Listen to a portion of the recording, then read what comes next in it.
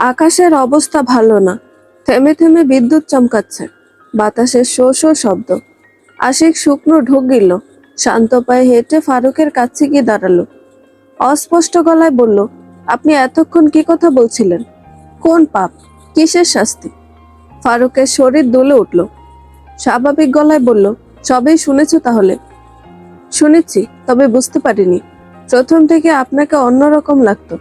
আপার এই অবস্থার জন্য আপনি দায়ী? আমি দায়ী কিনা জানি না, তবে একটা বিষয়ে খুব ভয় হচ্ছে। কোন বিষয়? এত ধোঁয়াশা করছেন কেন? ফারুক আশিকের হাত ধরে তাকে নিজের পাশে বসালো। শান্ত গলায় বলল, এখন আমি তোমায় যে কথা বলবো, সে কথা শুনে তুমি কি ধরনের প্রতিক্রিয়া দেখাবে জানি না, তবে আমার মনে হয় সবকিছু বলার সময় এসেছে। দোলার পরিস্থিতি ভালোর দিকে যাচ্ছে না। কি বলতে চান? যা কিছু বলবো বিশ্বাস করবে? আশিক তেতে উঠল, বিরক্ত গলায় বলল, ভনিতা না করে যা বলার বলুন।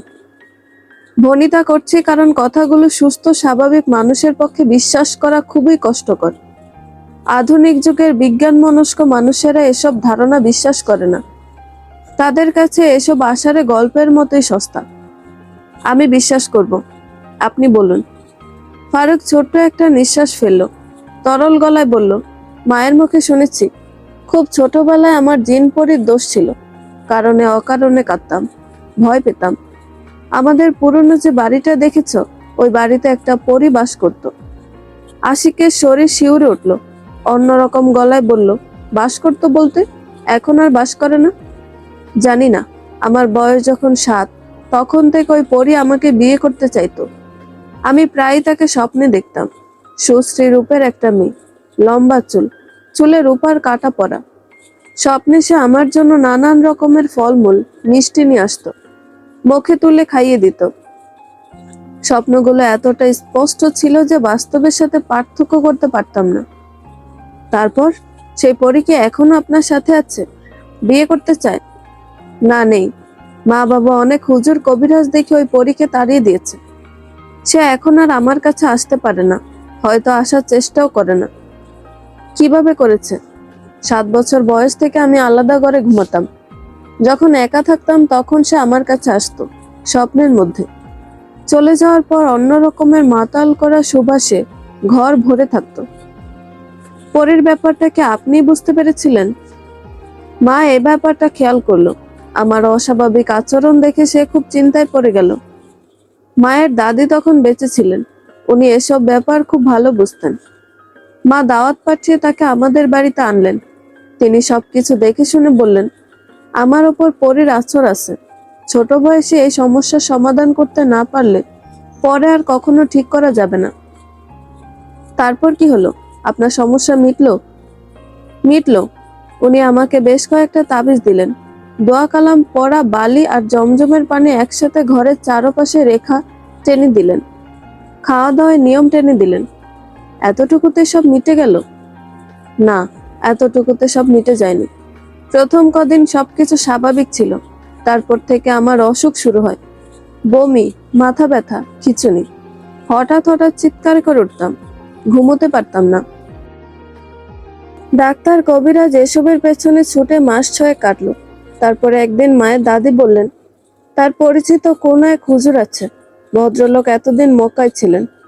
এসব ব্যাপারে তার হাত বলার মতো না। আব্বা মা আমাকে তার কাছে নিয়ে গেল। হুজুর আমার কাছে কিছু জিজ্ঞেস করলেন না। চোখ মুখ দেখে গায়ের গন্ধ শুকে বললেন, ব্যাপারটা জটিল, তবে সমাধান করা যাবে। তিনি কি সমাধান দিয়েছিলেন?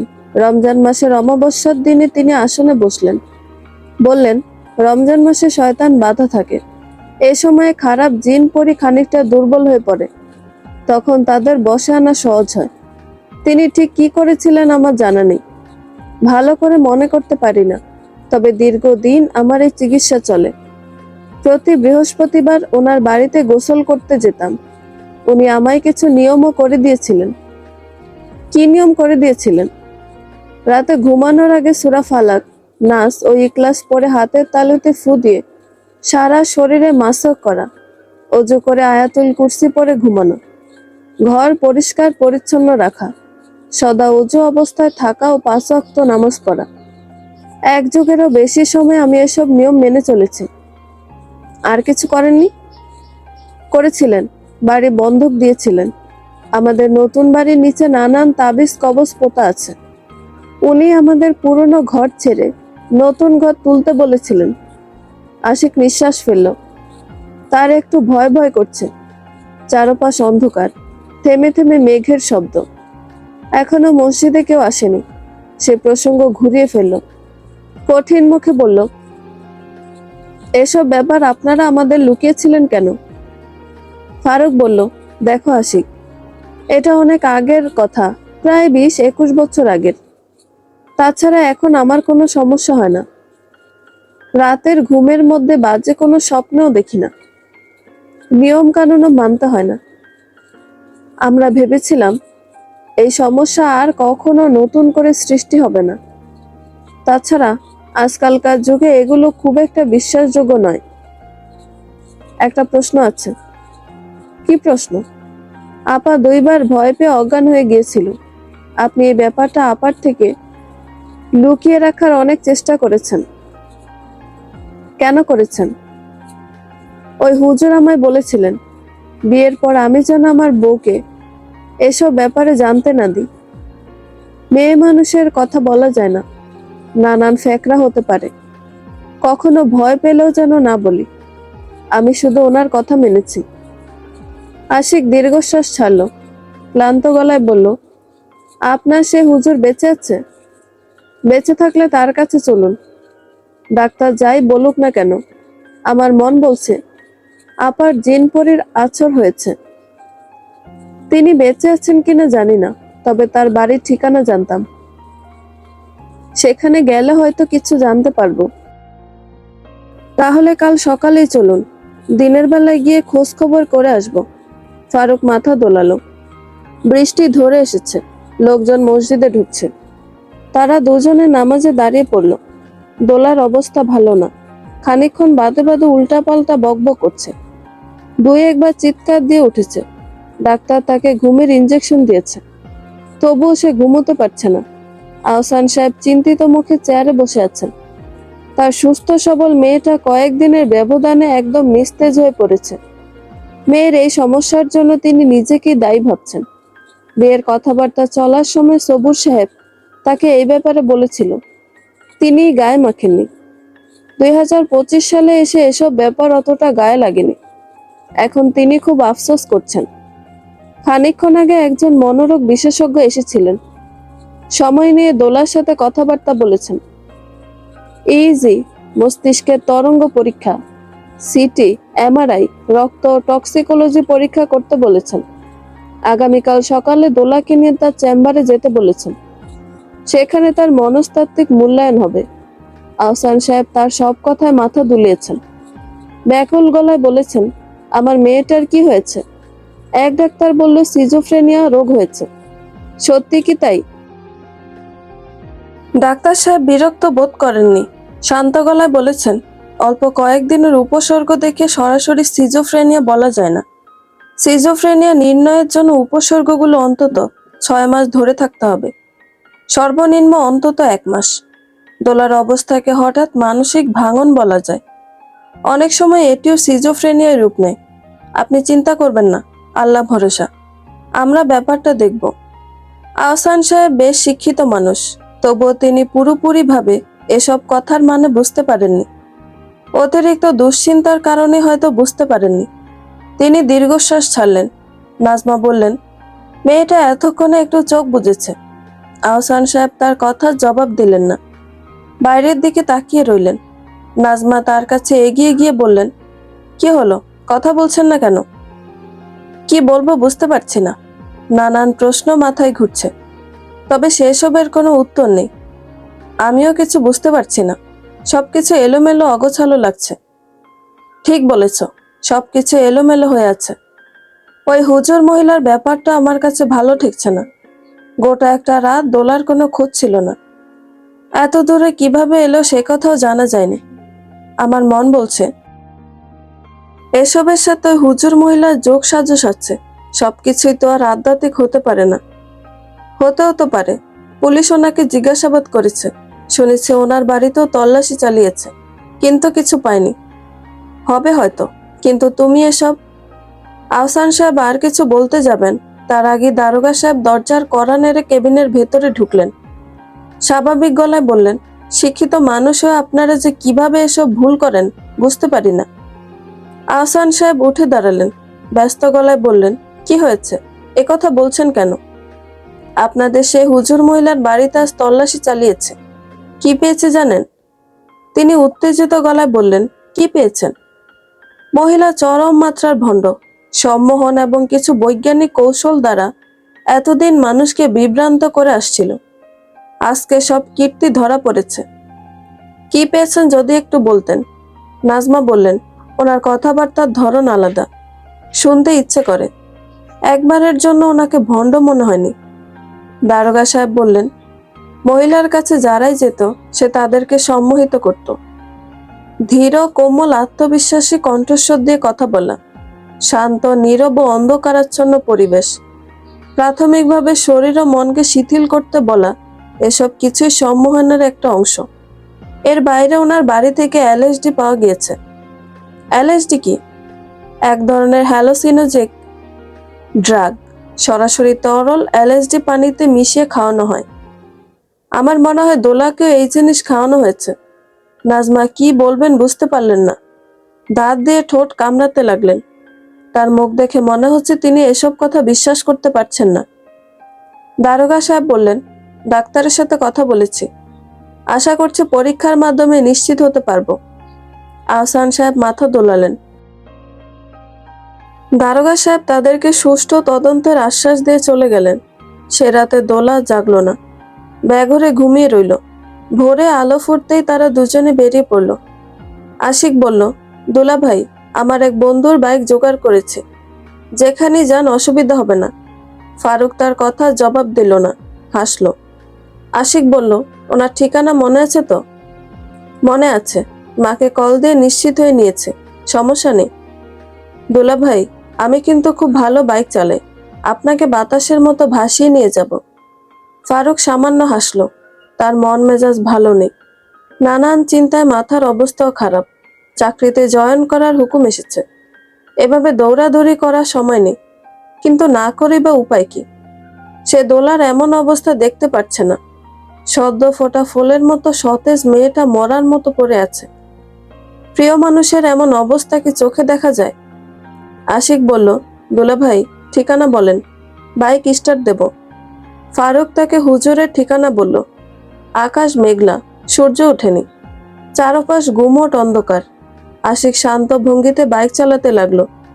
হুজুরের বাড়ির যে পথে তাকে অস্পারাগা বলল কম বলা হবে।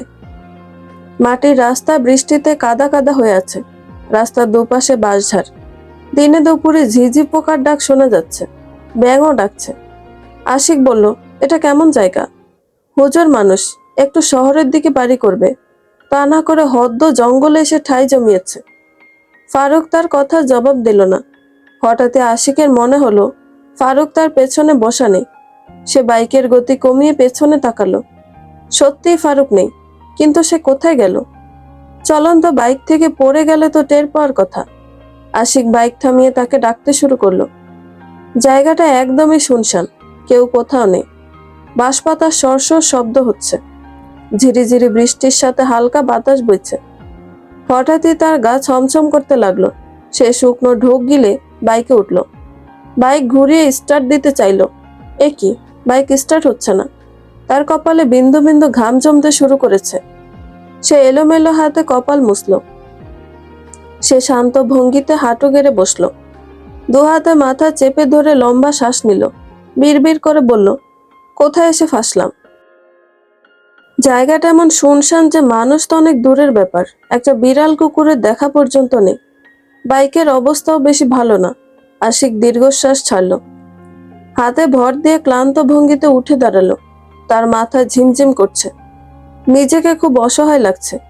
পরিস্থিতি যা তৈরি হয়েছে তাতে সুস্থ মানুষের পক্ষে শান্ত স্বাভাবিক থাকা সম্ভব না। সেও থাকতে পারছে না। নানান প্রশ্ন তার মাথার ভেতরে ঘুরপাক খাচ্ছে। ফারুক কোথায় গেল? কিভাবে গেল? যদি পড়েও যায়, তবুও আস্ত একটা মানুষ বাইক থেকে পড়ে গেলে কি সে টের পেত না? ফারুক কি তাকে কিছু বলতো না? আশিক কোনো হিসেব মেলাতে পারলো না। চোখ বন্ধ করে আকাশের দিকে মুখ উঁচু করে রইল। বৃষ্টির জোর খুব বেড়েছে। বৃষ্টির পানি কনকনে ঠান্ডা, সূর্যের মতো গায়ে বিচ্ছে। সে ভিজে পুরোপুরি জবজবে হয়ে গেছে। বাতাসও বইছে খুব জোর। বাতাসের কি প্রচন্ড শক্তি। আশিকের মনে হলো এই বাতাস তাকে উড়িয়ে নিয়ে যেতে পারে। বাইকটা ভিজছে। আলামিনের খুব শখের বাইক, টিউশনির টাকা জমিয়ে কিনেছে। বাইক কেনার চক্করে সে দিনে 15 ঘন্টাও ছাত্র পড়িয়েছে। খুব যত্নে রাখে। রোজ দুবার করে গাড়ি মোছে, কোথাও দাগ লাগতে দেয় না। বন্ধুত্বের খাতিরে তাকে না করতে পারেনি। আশিকের খুব অনুশোচনা হতে লাগলো। আশেপাশে এমন কোনো জায়গা নেই যেখানে সে আর বাইক দুজনে নুড়িমুড়ি হয়ে দাঁড়াবে। শুধু বাইক রাখবে সে উপায়ও নেই। বড় একটা গাছও নেই। সে একটা ছোট্ট নিঃশ্বাস গোপন করলো। তার মাথার ভেতর সূক্ষ্ম যন্ত্রণা হচ্ছে। শীত শীত করছে, বোধহয় জ্বর আসবে। হঠাৎই একটা বাস রাস্তার উপর ভেঙে পড়ল। আশিক লাফিয়ে বাইকের দিকে তাকালো। না, বাইকের কোনো ক্ষতি হয়নি। সে স্বস্তির নিঃশ্বাস ফেলে আয়াতুল কুরসি পড়তে লাগলো। ঝড় ঝাপটা প্রাকৃতিক নাকি ভৌতিক বুঝে উঠতে পারছে না। এই মুহূর্তে যে পথে এসেছে সেই পথে ফিরে যাও বুদ্ধিমানের কাজ। আশিক বাইকের হ্যান্ডেলে হাত রাখলো। ফারুক বলল, কোথায় যাচ্ছ? আশিক শান্ত চোখে তাকালো। ফারুকের অবস্থা দেখার মতো। সারা গায়ে কাদা লেপ্টে আছে। চুল, মুখ, কাপড়, শরীরের এতটুকু জায়গা ফাঁকা নেই। এমন মনে হচ্ছে যেন সে কাদার তৈরি মূর্তি। সে তীক্ষ্ণ গলায় বলল, এতক্ষণ কোথায় ছিলেন? আপনার এই অবস্থা কেন? ফারুক বলল, বাইক থেকে পড়ে গিয়েছিলাম। রাস্তার কাদা মাখামাখি হয়ে এই অবস্থা হয়েছে। সত্যি বলছেন? মিথ্যা বলবো কেন? তোমাকে কতবার করে থামতে বললাম, ডাকলাম, কোনো সাড়া দিলে না, ফিরেও দেখলে না। মনে হচ্ছিল যেন আমার কথা শুনতেই পাচ্ছ না। তারপর এখানে কিভাবে এলেন? ব্যথা পেয়েছেন নাকি? না, ব্যথা পাইনি, এতটুকুও না। কি হলো কিছুই বুঝতে পারছি না। সে যাই হোক, এখন কি করবেন? আপনার সে হুজুরের বাড়ি কত দূর? বাড়ি খুব বেশি দূরে নয়, 2 কিলোমিটারের মতো হবে। যাবেন নাকি ফিরবেন? এতটা পথ যখন এসেছি, তখন গিয়ে দেখে আসলেই হয়। নিশ্চিত হতে পারবো। বাইক স্টার্ট নিচ্ছে না, হেঁটে যেতে হবে। বাইক ঠেলতে হবে। ফারুক অত্যন্ত করুণ গলায় বলল, আজকে এমন ঝড় বৃষ্টি শুরু হলো। দুপুর হয়ে এসেছে, অথচ আকাশে সূর্যের খোঁজ নেই। অন্ধকার এমন যে রাতকে হার মানিয়ে দেয়। আশিক তার কথার জবাব দিল না। ভ্রু কুঁচকে তাকিয়ে রইল। ফারুকের সারা গায়ে কাদা লেপ্টে আছে। খানিক আগে খুব জোর বৃষ্টি হয়েছে। এখনো হচ্ছে। ঝমঝমিয়ে মেঘ থেকে পানি পড়ছে। অথচ তার গায়ের কাদা এতটুকু ধুয়ে যায়নি, এখনো যাচ্ছে না। সে আর ভাবতে পারল না। দ্রুত স্বরে আয়াতুল কুরসি পড়তে লাগলো। হঠাৎই তার মনে হলো সে ঠিক পড়ছে না, মাঝখানে কিছু ভুলে ভুলে যাচ্ছে। দোলা চেয়ারে বসে হেলান দিয়ে আছে, পায়ের ওপর পা তুলে রাখা। নাজমা তার পাশের চেয়ারে বসে আছেন। তার চোখ মুখে বিস্ময়ের ছাপ। তিনি চোখ মুখ থেকে বিস্ময়ের ছাপ মোছার চেষ্টা করছেন না, বরং আগ্রহ নিয়ে সামনের মানুষটার দিকে তাকিয়ে আছেন। তাদের সামনে বসা মানুষটার নাম তুলন, ডাক্তার তুলন হালদার, নামকরা সাইকিয়াট্রিস্ট। বেটে খাটো চেহারা, মোটা থলথলে শরীর, মাথায় টাক পড়ে গেছে। মুখের খোঁচা খোঁচা দাড়ি খুব সাদা, বোধহয় শেভিং এর সময় পাচ্ছেন না। তার আচরণও বেশ রহস্যময়। তারা এখানে আসার পর থেকে ভদ্রলোক কোনো কথা বলেননি। কাজের ছেলেটা তাদের বসতে বলে 2 কাপ চা দিয়ে গেছে। চা শেষ হয়েছে অনেকক্ষণ। এখন শুধু মুখে বসে অপেক্ষা করা ছাড়া অন্য উপায় নেই বিধায় তিনি বসে আছেন। ভদ্রলোক মুখ খুললেন, হিম গলায় বললেন, মিস দোলা। উফ, দুঃখিত, মিসেস দোলা, কেমন আছেন? শরীরের অবস্থা একটু খারাপ, তবে ভালো আছি। Very good. শরীরের চিকিৎসা সহজ, মনের চিকিৎসা বেশ কঠিন। আপনার মন ভালো আছে? ভালো আছে। খুব বেশি ভালো নাকি মোটামুটি ধরনের ভালো? মোটামুটি ধরনের ভালো। এটাও অনেক বেশি কিছু। পৃথিবীতে এমন অনেক মানুষ আছে যাদের মন কখনোই ভালো থাকে না। যেমন আমি, আমার মন কখনো ভালো থাকে না। এমনও হতে পারে সারাক্ষণ মন খারাপ করে থাকেন কিভাবে? ওহো, মন খারাপ করে থাকি না তো। মন ভালো থাকার মতো কোনো কারণ খুঁজে পায় না, বিধায় খারাপ থাকে। এতে আমার কোনো হাত নেই। দোলা শান্ত চোখে তার দিকে তাকিয়ে রইল। তুলন সাহেব বললেন, চাটা কেমন ছিল? চিনির পরিমাণ ঠিক ছিল তো? ছিল। চায়ের চিনির পরিমাণ ঠিক করা বেশ হাত যশের ব্যাপার, সবাই পারে না। আপনি কি চা বানাতে পারেন? পারি। মোটামুটি ধরনের চা নাকি খুব ভালো চা? এই ব্যাপারটা নির্ভর করে পানকারীর উপর। সে কেমন ধরনের চা খেতে পছন্দ করে সেটাই মুখ্য বিষয়। আমি আমার মতো করেই বানাই। কষ্ট করে আমায় এক কাপ চা বানিয়ে দিবেন? পাশেই রান্নাঘর, সেখানে চায়ের সরঞ্জাম রাখা আছে। লেবু, পুদিনা পাতা, আদা, এলাচ, দারুচিনি এসবই আছে। আপনি কি আমার জন্য এতটুকু কষ্ট করবেন? করব। দোলা উঠে দাঁড়ালো। স্বাভাবিক ভঙ্গিতে হেঁটে রান্নাঘরে চলে গেল, যেন জায়গাটা তার খুব পরিচিত, নিজের জায়গা। নাজমা বিরক্ত চোখে ডাক্তারের দিকে তাকিয়ে রইলেন। তার জীবনে এমন অদ্ভুত লোক দ্বিতীয়টি দেখেননি। রোগীর সাথে কেউ কিভাবে এমন আচরণ করতে পারে? রোগ নিয়ে কোনো প্রশ্ন নেই, জিজ্ঞাসা নেই, আছে শুধু ভণ্ডামি। তিনি বিরক্তির নিঃশ্বাস ফেললেন। দোলা চায়ের কাপ হাতে ফিরে এলো। চা থেকে এলাচের গন্ধ আসছে। তুলন সাহেব চায়ে চুমুক দিলেন। তৃপ্ত গলায় বললেন, স্বাদ খুবই চমৎকার, হালকা আদা দেওয়া আছে। Good work. দোলা অল্প হেসে চেয়ারে বসল। নাজমা তীক্ষ্ণ দৃষ্টিতে মেয়ের দিকে তাকিয়ে রইলেন, কোনো কথা বললেন না। এখানে ঢোকার সময় কাজের ছেলেটা তাকে খুব করে শাসিয়ে দিয়েছে, বলেছে তিনি যেন কোনো কথা না বলেন, যাই হোক যেন কিছুই না বলেন। ভেতরে যা হবে সবকিছু চিকিৎসার অংশ। তিনি ছেলেটার কথা বিশ্বাস করতে পারেননি, অথচ অক্ষরে অক্ষরে পালন করছেন। মানুষ বড় অদ্ভুত। তুলন সাহেব বললেন, সুন্দর তৃপ্তিদায়ক চায়ের জন্য ধন্যবাদ। একবার আপনার সমস্যার কথা বলুন। হঠাৎ হঠাৎ একটা টিয়া পাখি দেখতে পাই। পাখিটা কাঁদে, আমার নাম ধরে ডাকে, যেন কিছু বলতে চায়। ফারুকদের পুরনো বাড়িতে একদিন এক নারী মূর্তিও দেখেছি, সেও কিছু বলতে চেয়েছিল।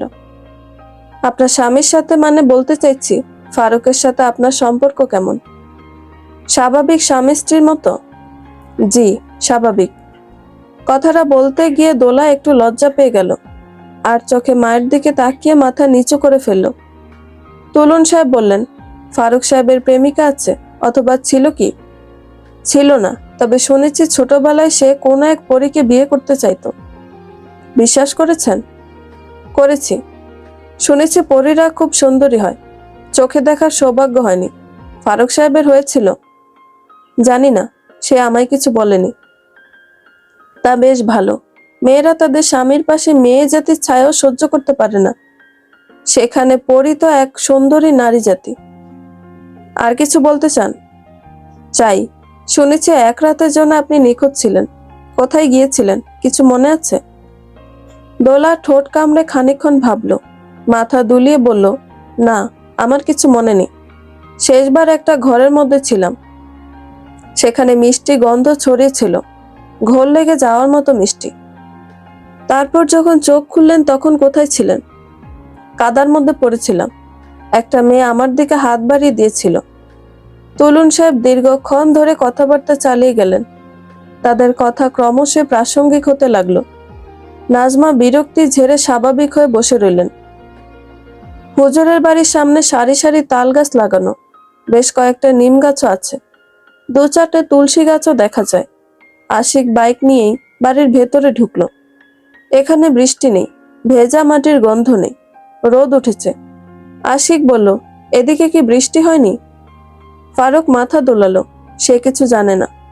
মাঝবয়সে এক ভদ্রলোক তাদের দেখে এগিয়ে এলো, লম্বা সালাম দিয়ে হাত বাড়িয়ে দিল। হাত মিলিয়ে বুকে হাত ঠেকালো। কোমল গলায় বলল, আপনারা? আশিক বলল, জি, আমরা হুজুরের সাথে দেখা করতে এসেছি। একটা ব্যাপারে ওনার সাথে কথা ছিল। চিকিৎসার ব্যাপারে কিছু? জি, চিকিৎসার ব্যাপারে। দুঃখিত, কিন্তু আব্বা এখন আর রোগী দেখেন না। ওনার অনেক বয়স হয়ে গিয়েছে, 100 ছাড়িয়েছে বেশ কয়েক বছর আগে। দুর্বল হয়ে পড়েছেন। আমরা অনেক আশা করে এসেছিলাম, শুনেছি উনি। ভদ্রলোক তার কথা শেষ করতে দিলেন না, হাতের ইশারায় বসার ঘরের দিকে ইশারা করে বললেন, বুঝতে পেরেছি, তবে আব্বার অবস্থা তেমন নেই। আপনাদের দেখে মনে হচ্ছে অনেক বৃষ্টি কাদা পেরিয়ে এসেছেন। ওই বাথরুমে ঢুকে মুখ হাত ধুয়ে ফেলুন, নাস্তা পানি খান। ফারুক বলল, সেসব না হয় হবে, কিন্তু আপনি হুজুরের সাথে একটু কথা বলে দেখবেন, যদি উনি আমাদের ব্যাপারটা দেখতে রাজি হন। আব্বার অবস্থা ভালো নেই ভাই, পারবেন না। আমি হুজুরের অনেক পুরনো রোগী, উনি সেই ছোটবেলা থেকে আমাকে দেখছেন। আমার কথা বলে দেখেন, হয়তো ওনার মনে থাকবে। আমার নাম ফারুক। বারবার করে অনুরোধ করার পর ভদ্রলোক ঘরের ভেতরে ঢুকলেন। আশিক বলল, আপনার মনে হয় উনি রাজি হবেন? ফারুক মাথা দোলালো, অসহায় গলায় বলল, জানি না, আশা রাখতে চাইছি, পারছি না। অনেকক্ষণই তো হলো, উনি কি বাইরে আসবেন না নাকি? তারা দুজনেই দীর্ঘশ্বাস ছাড়ল। ভদ্রলোক ফিরলেন চিন্তিত মুখে, চোখে অপার বিস্ময়, কপালে বিন্দু বিন্দু ঘাম, ভ্রু কুঁচকে আছে। ফারুক বলল, হুজুরের সাথে কথা হয়েছে, কিছু কি বলেছেন? তিনি মাথা দোলালেন, বিস্মিত গলায় বললেন, কথা হয়েছে। আব্বা আপনাদেরকে ভেতরে ডেকেছেন। আশিক বলল, আপনাকে এমন দেখাচ্ছে কেন, কিছু কি হয়েছে? হুম, আসলে বয়সজনিত কারণে আব্বার স্মৃতিশক্তি বেশ লোপ পেয়েছে। ইদানিং কোনো কিছুই ঠিক মনে রাখতে পারেন না। অথচ ফারুক সাহেব নাম বলতেই চিনলেন, ভেতরে নিয়ে যেতে বললেন। তাদের চোখ মুখ উজ্জ্বল হয়ে উঠল। সিঁড়ি বাঁধানো পুকুরে মুখ হাত ধুয়ে ফেলল। ফারুকের কাপড় ভেজা, কাদা ধুয়ে তুলতে গিয়ে পুরোটাই ভিজে গিয়েছে। সে ভেজা কাপড় নিয়ে ঘরের ভেতরে ঢুকলো। হুজুর বললেন, ফারুক তুমি ভালো আছো? ফারুক উঁচু গলায় সালাম দিল, হাঁটু গেড়ে বসে হুজুরের হাত ধরল। নরম গলায় বলল, আপনার কথা বলুন, আপনি কেমন আছেন? শুনলাম আপনার শরীরটা ভালো যাচ্ছে না। বয়সের ভারে নুয়ে পড়েছি, তবু আল্লাহ যেমন রেখেছেন আলহামদুলিল্লাহ। তারপর বলো, হঠাৎ এখানে আসার কারণ কি?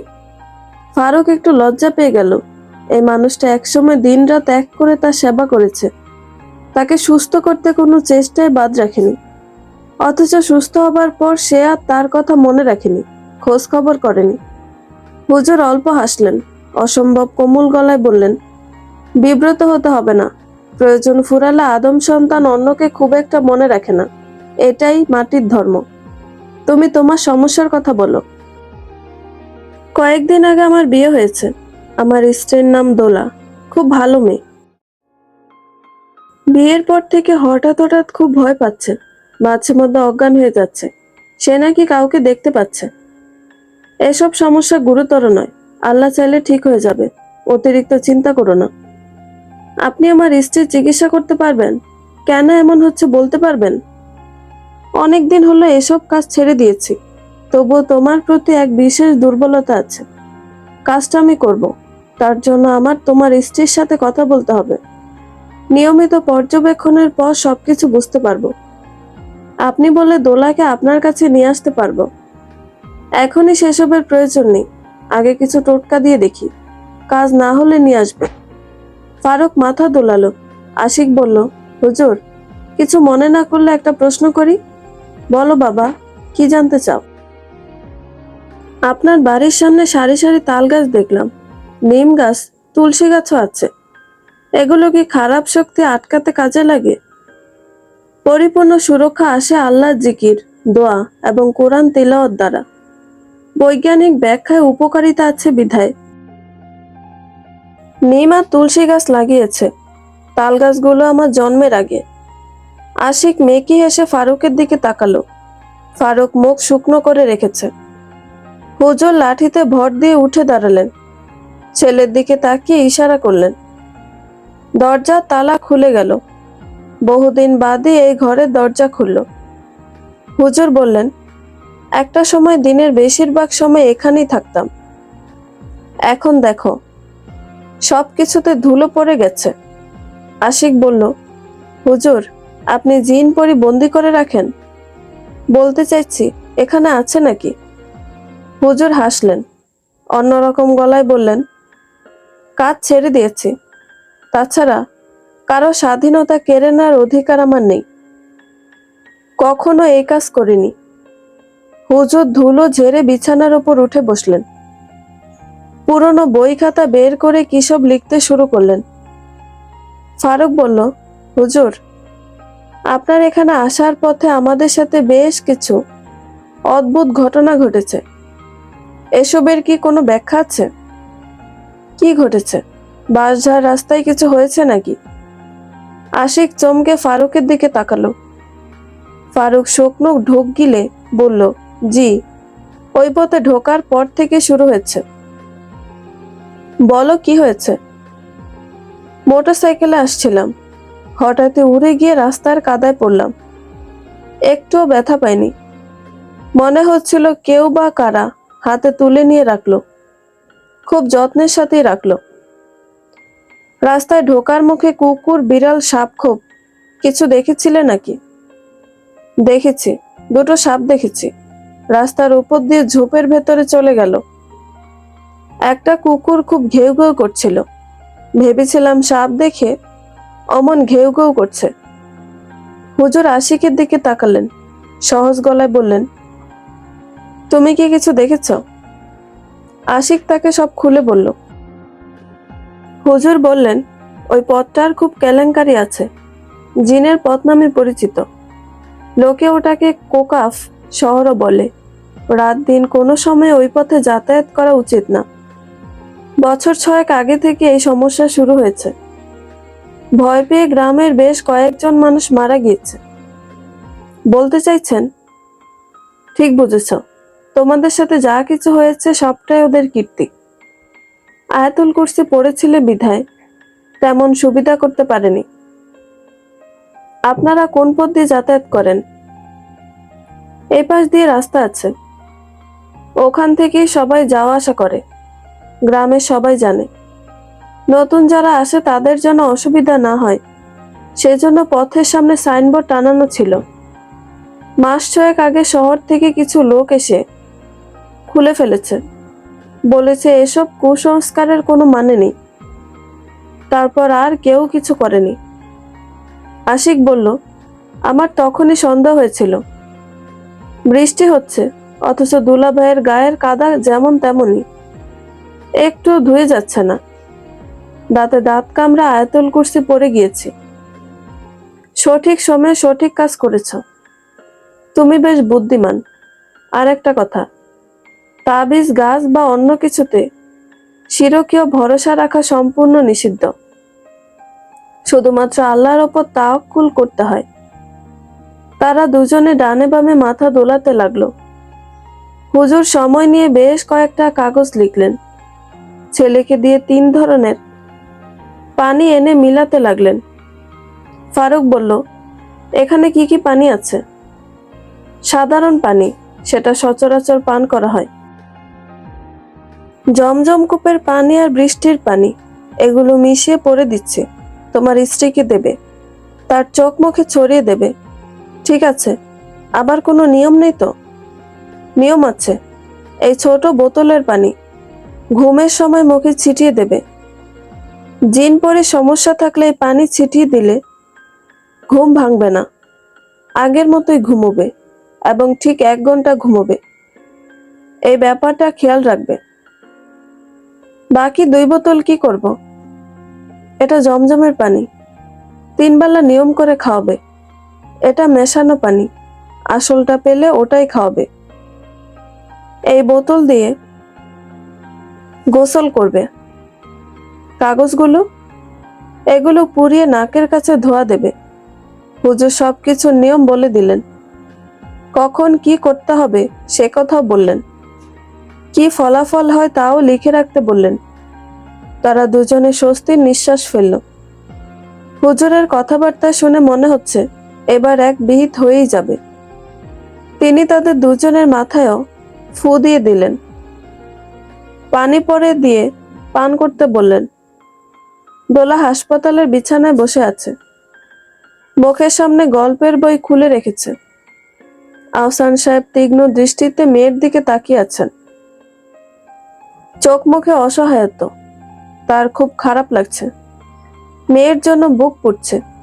নাজমা বললেন, ডাক্তারের কাছ থেকে আসার পর থেকেই দোলার অবস্থা ভালো, ভয়টয় পায়নি, শান্ত স্বাভাবিক আছে। ডাক্তার কি বলেছে? তেমন কিছু বলেনি, টেস্টের রিপোর্ট দেখে তারপর বলবে বলেছে। রিপোর্ট এখনো আসেনি? না, এখনো আসেনি। হাসপাতালে খোঁজ নিয়েছিলাম, বলেছে পরে দেবে। বাইরের রিপোর্টের ব্যাপারে কিছু জানি না, খোঁজ নিতে পারিনি। সকাল থেকে আশিককে দেখছি না, ফারুকও নেই। কল দিয়েছিলে? দিয়েছিলাম, ফোন বন্ধ বলে, রিং হলো রিসিভ করে না। তিনি ছোট্ট করে ওহ বললেন, তারপরে উঠে চলে গেলেন। বের হওয়ার পর কেবিনের দরজা ভিজিয়ে দিয়ে গেলেন। তিনি বের হওয়ার পরপরই সবুর সাহেব ঢুকলেন। তার সাথে মাজেদা বিবিও আছেন।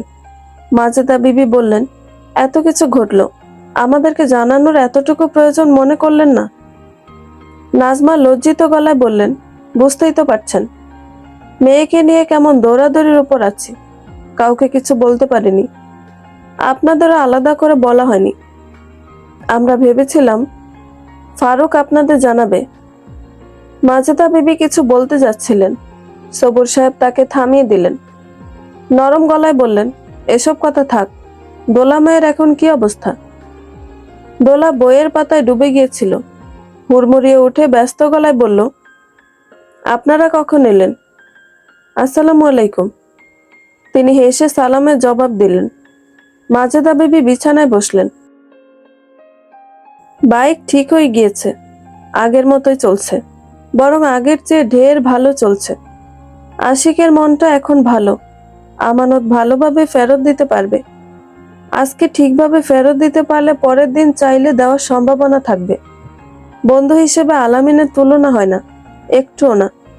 আজকের যুগে এমন বন্ধু পাওয়া ভাগ্যের ব্যাপার। ফারুক বলল, এতটা বেশ ভালোই মিটেছে। এতদিন বাদে হুজুরকে পাবো ভাবতেই পারিনি। আশিক গলা কেশে থুতু ফেলল। সহজ গলায় বলল, হুজুরের কথাবার্তা ভালো, কাজকর্ম দেখে খুব দক্ষ মনে হয়েছে। আপনার থেকে টাকাটাও নিল না। এমন একজন ভালো মানুষের খোঁজ খবর রাখেন না কেন? সময়ের সাথে পারি না। তাদের কথোপকথন খুব বেশি দীর্ঘ হলো না। আশিক খুব শান্ত ভঙ্গিতে বাইক চালাচ্ছে। গায়ে বাতাস লাগছে। বাতাসে শীতলতা আছে, কেমন যেন শীত শীত করে। ফিরতে দুপুর গড়িয়ে গেল। দোলা সবেমাত্র খাওয়া শেষ করে একটু শুয়েছে। পাশ ফিরে চোখ বুজে আছে। আশিক নিঃশব্দে কেবিনের ভেতরে ঢুকলো। ফারুকও তার সাথে আছে। সেই ইশারায় নাজমাকে চুপ থাকতে বলল। নাজমা রাগী চোখে ঠোঁট কামড়ে রইলেন। ফারুক পানির বোতল বের করলো। আলতো হাতে দোলাকে ঘুরিয়ে তার চোখে মুখে পানি ছিটিয়ে দিল। তিনজনই দোলার দিকে তাকিয়ে আছে। আশিকের চোখ জলজল করছে।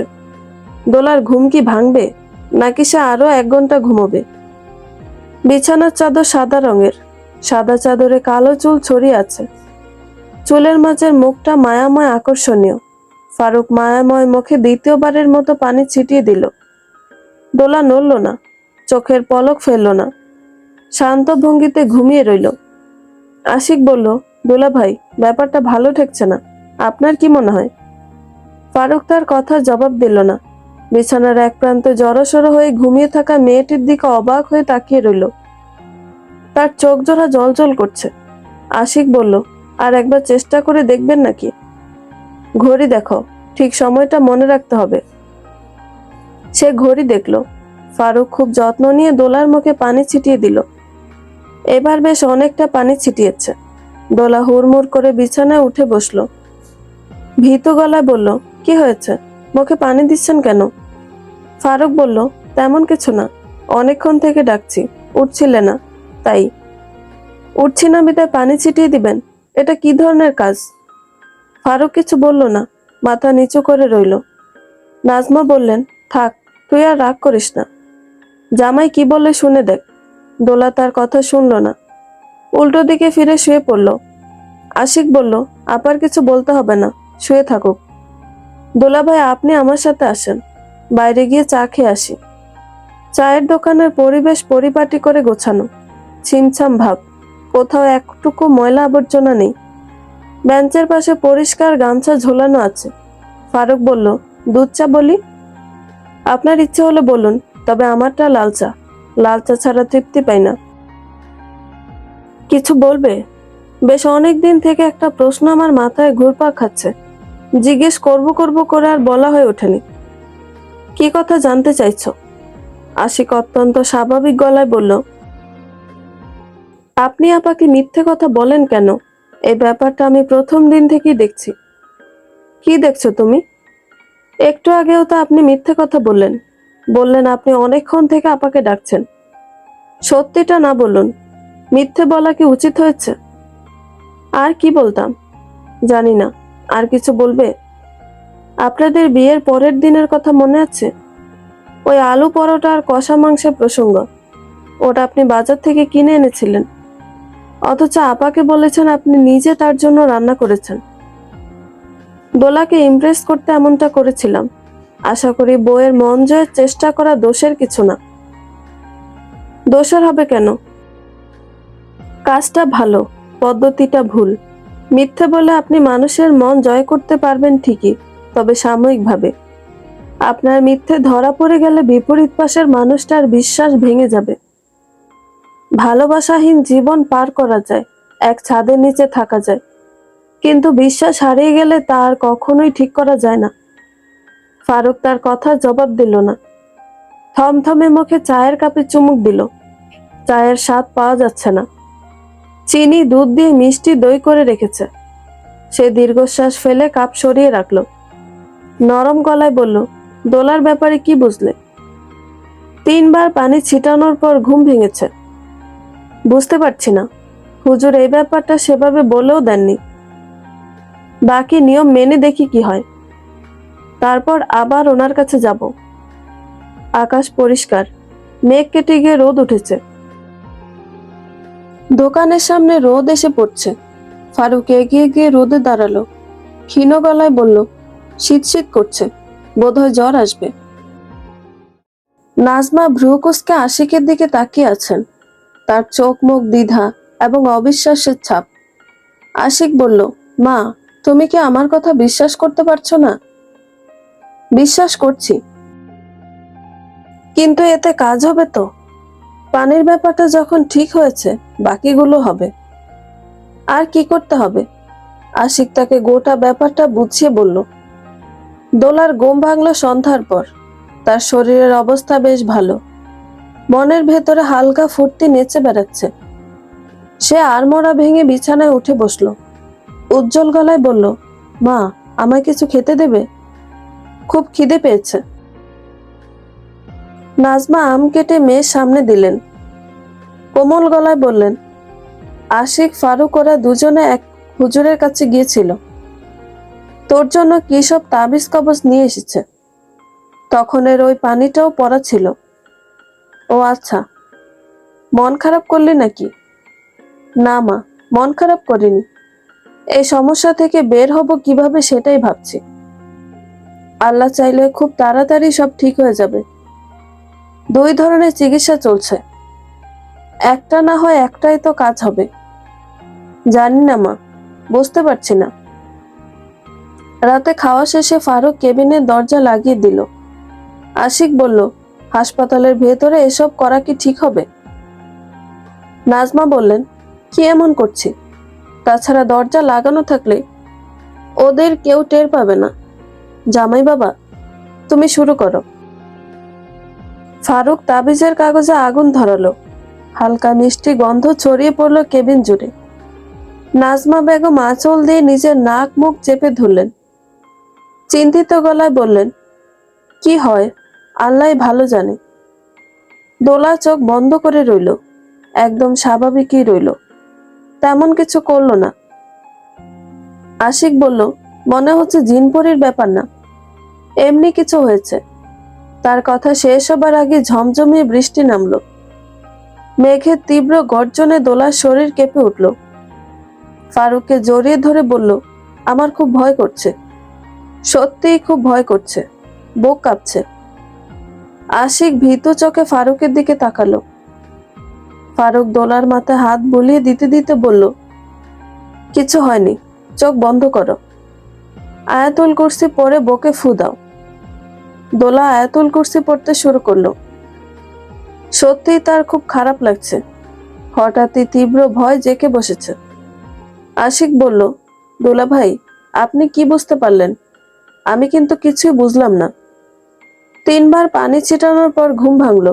প্রথমে স্বাভাবিক থাকলো, শেষে এমন ভয় পেয়ে গেল। হুজুরের কথার সাথে সবকিছু মিলে যাচ্ছে, তবে ভুল সময়ে। এসবের কি ব্যাখ্যা থাকতে পারে?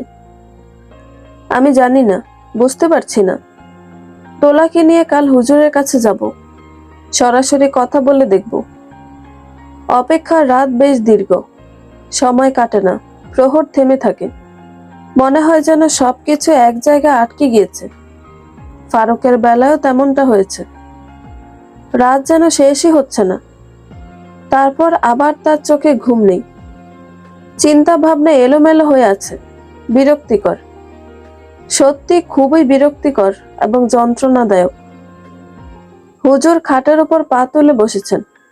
তার সামনে ফারুক, আশিক, দোলা গোল হয়ে বসে আছে।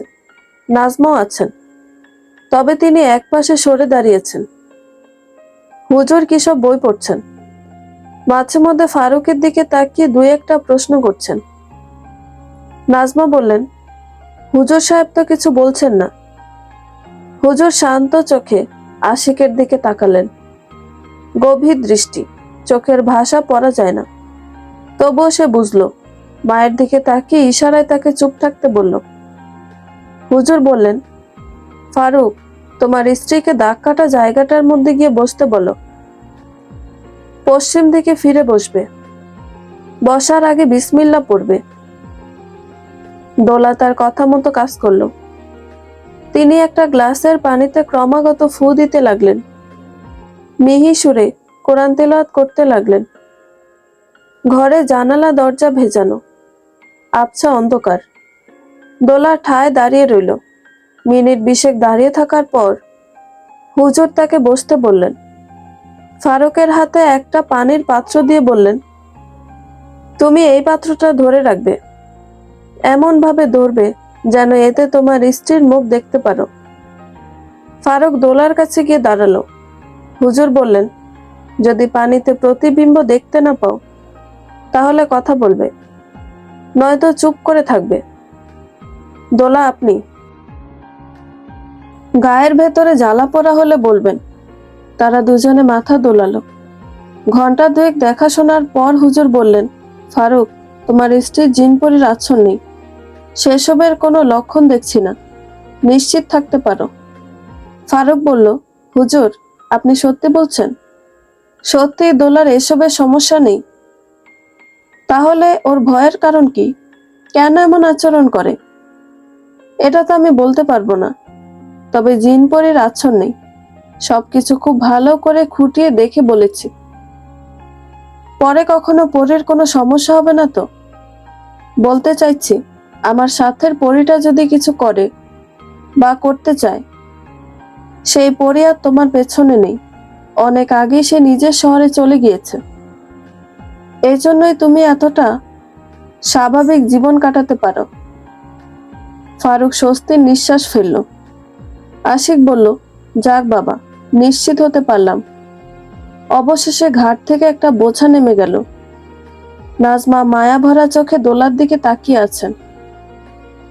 মেয়েটাকে দেখতে সুস্থ এবং স্বাভাবিক মনে হচ্ছে, চেহারাও বেশ উজ্জ্বল। তাকিয়ে থাকতে ইচ্ছে করে। তিনি ছোট্ট একটা নিঃশ্বাস ফেললেন। সন্ধ্যার দিকে দারোগা সাহেব এলেন। দোলার কাছে তার শরীরের অবস্থা জানতে চাইলেন। সূক্ষ্ম গলায় বললেন, সব টেস্টের রিপোর্ট চলে এসেছে। ডাক্তারের সাথে কথা বলেছি, রিপোর্ট থেকে অনেক কিছু জানতে পেরেছি। এর মধ্যে একটা ভয়ঙ্কর তথ্য আছে।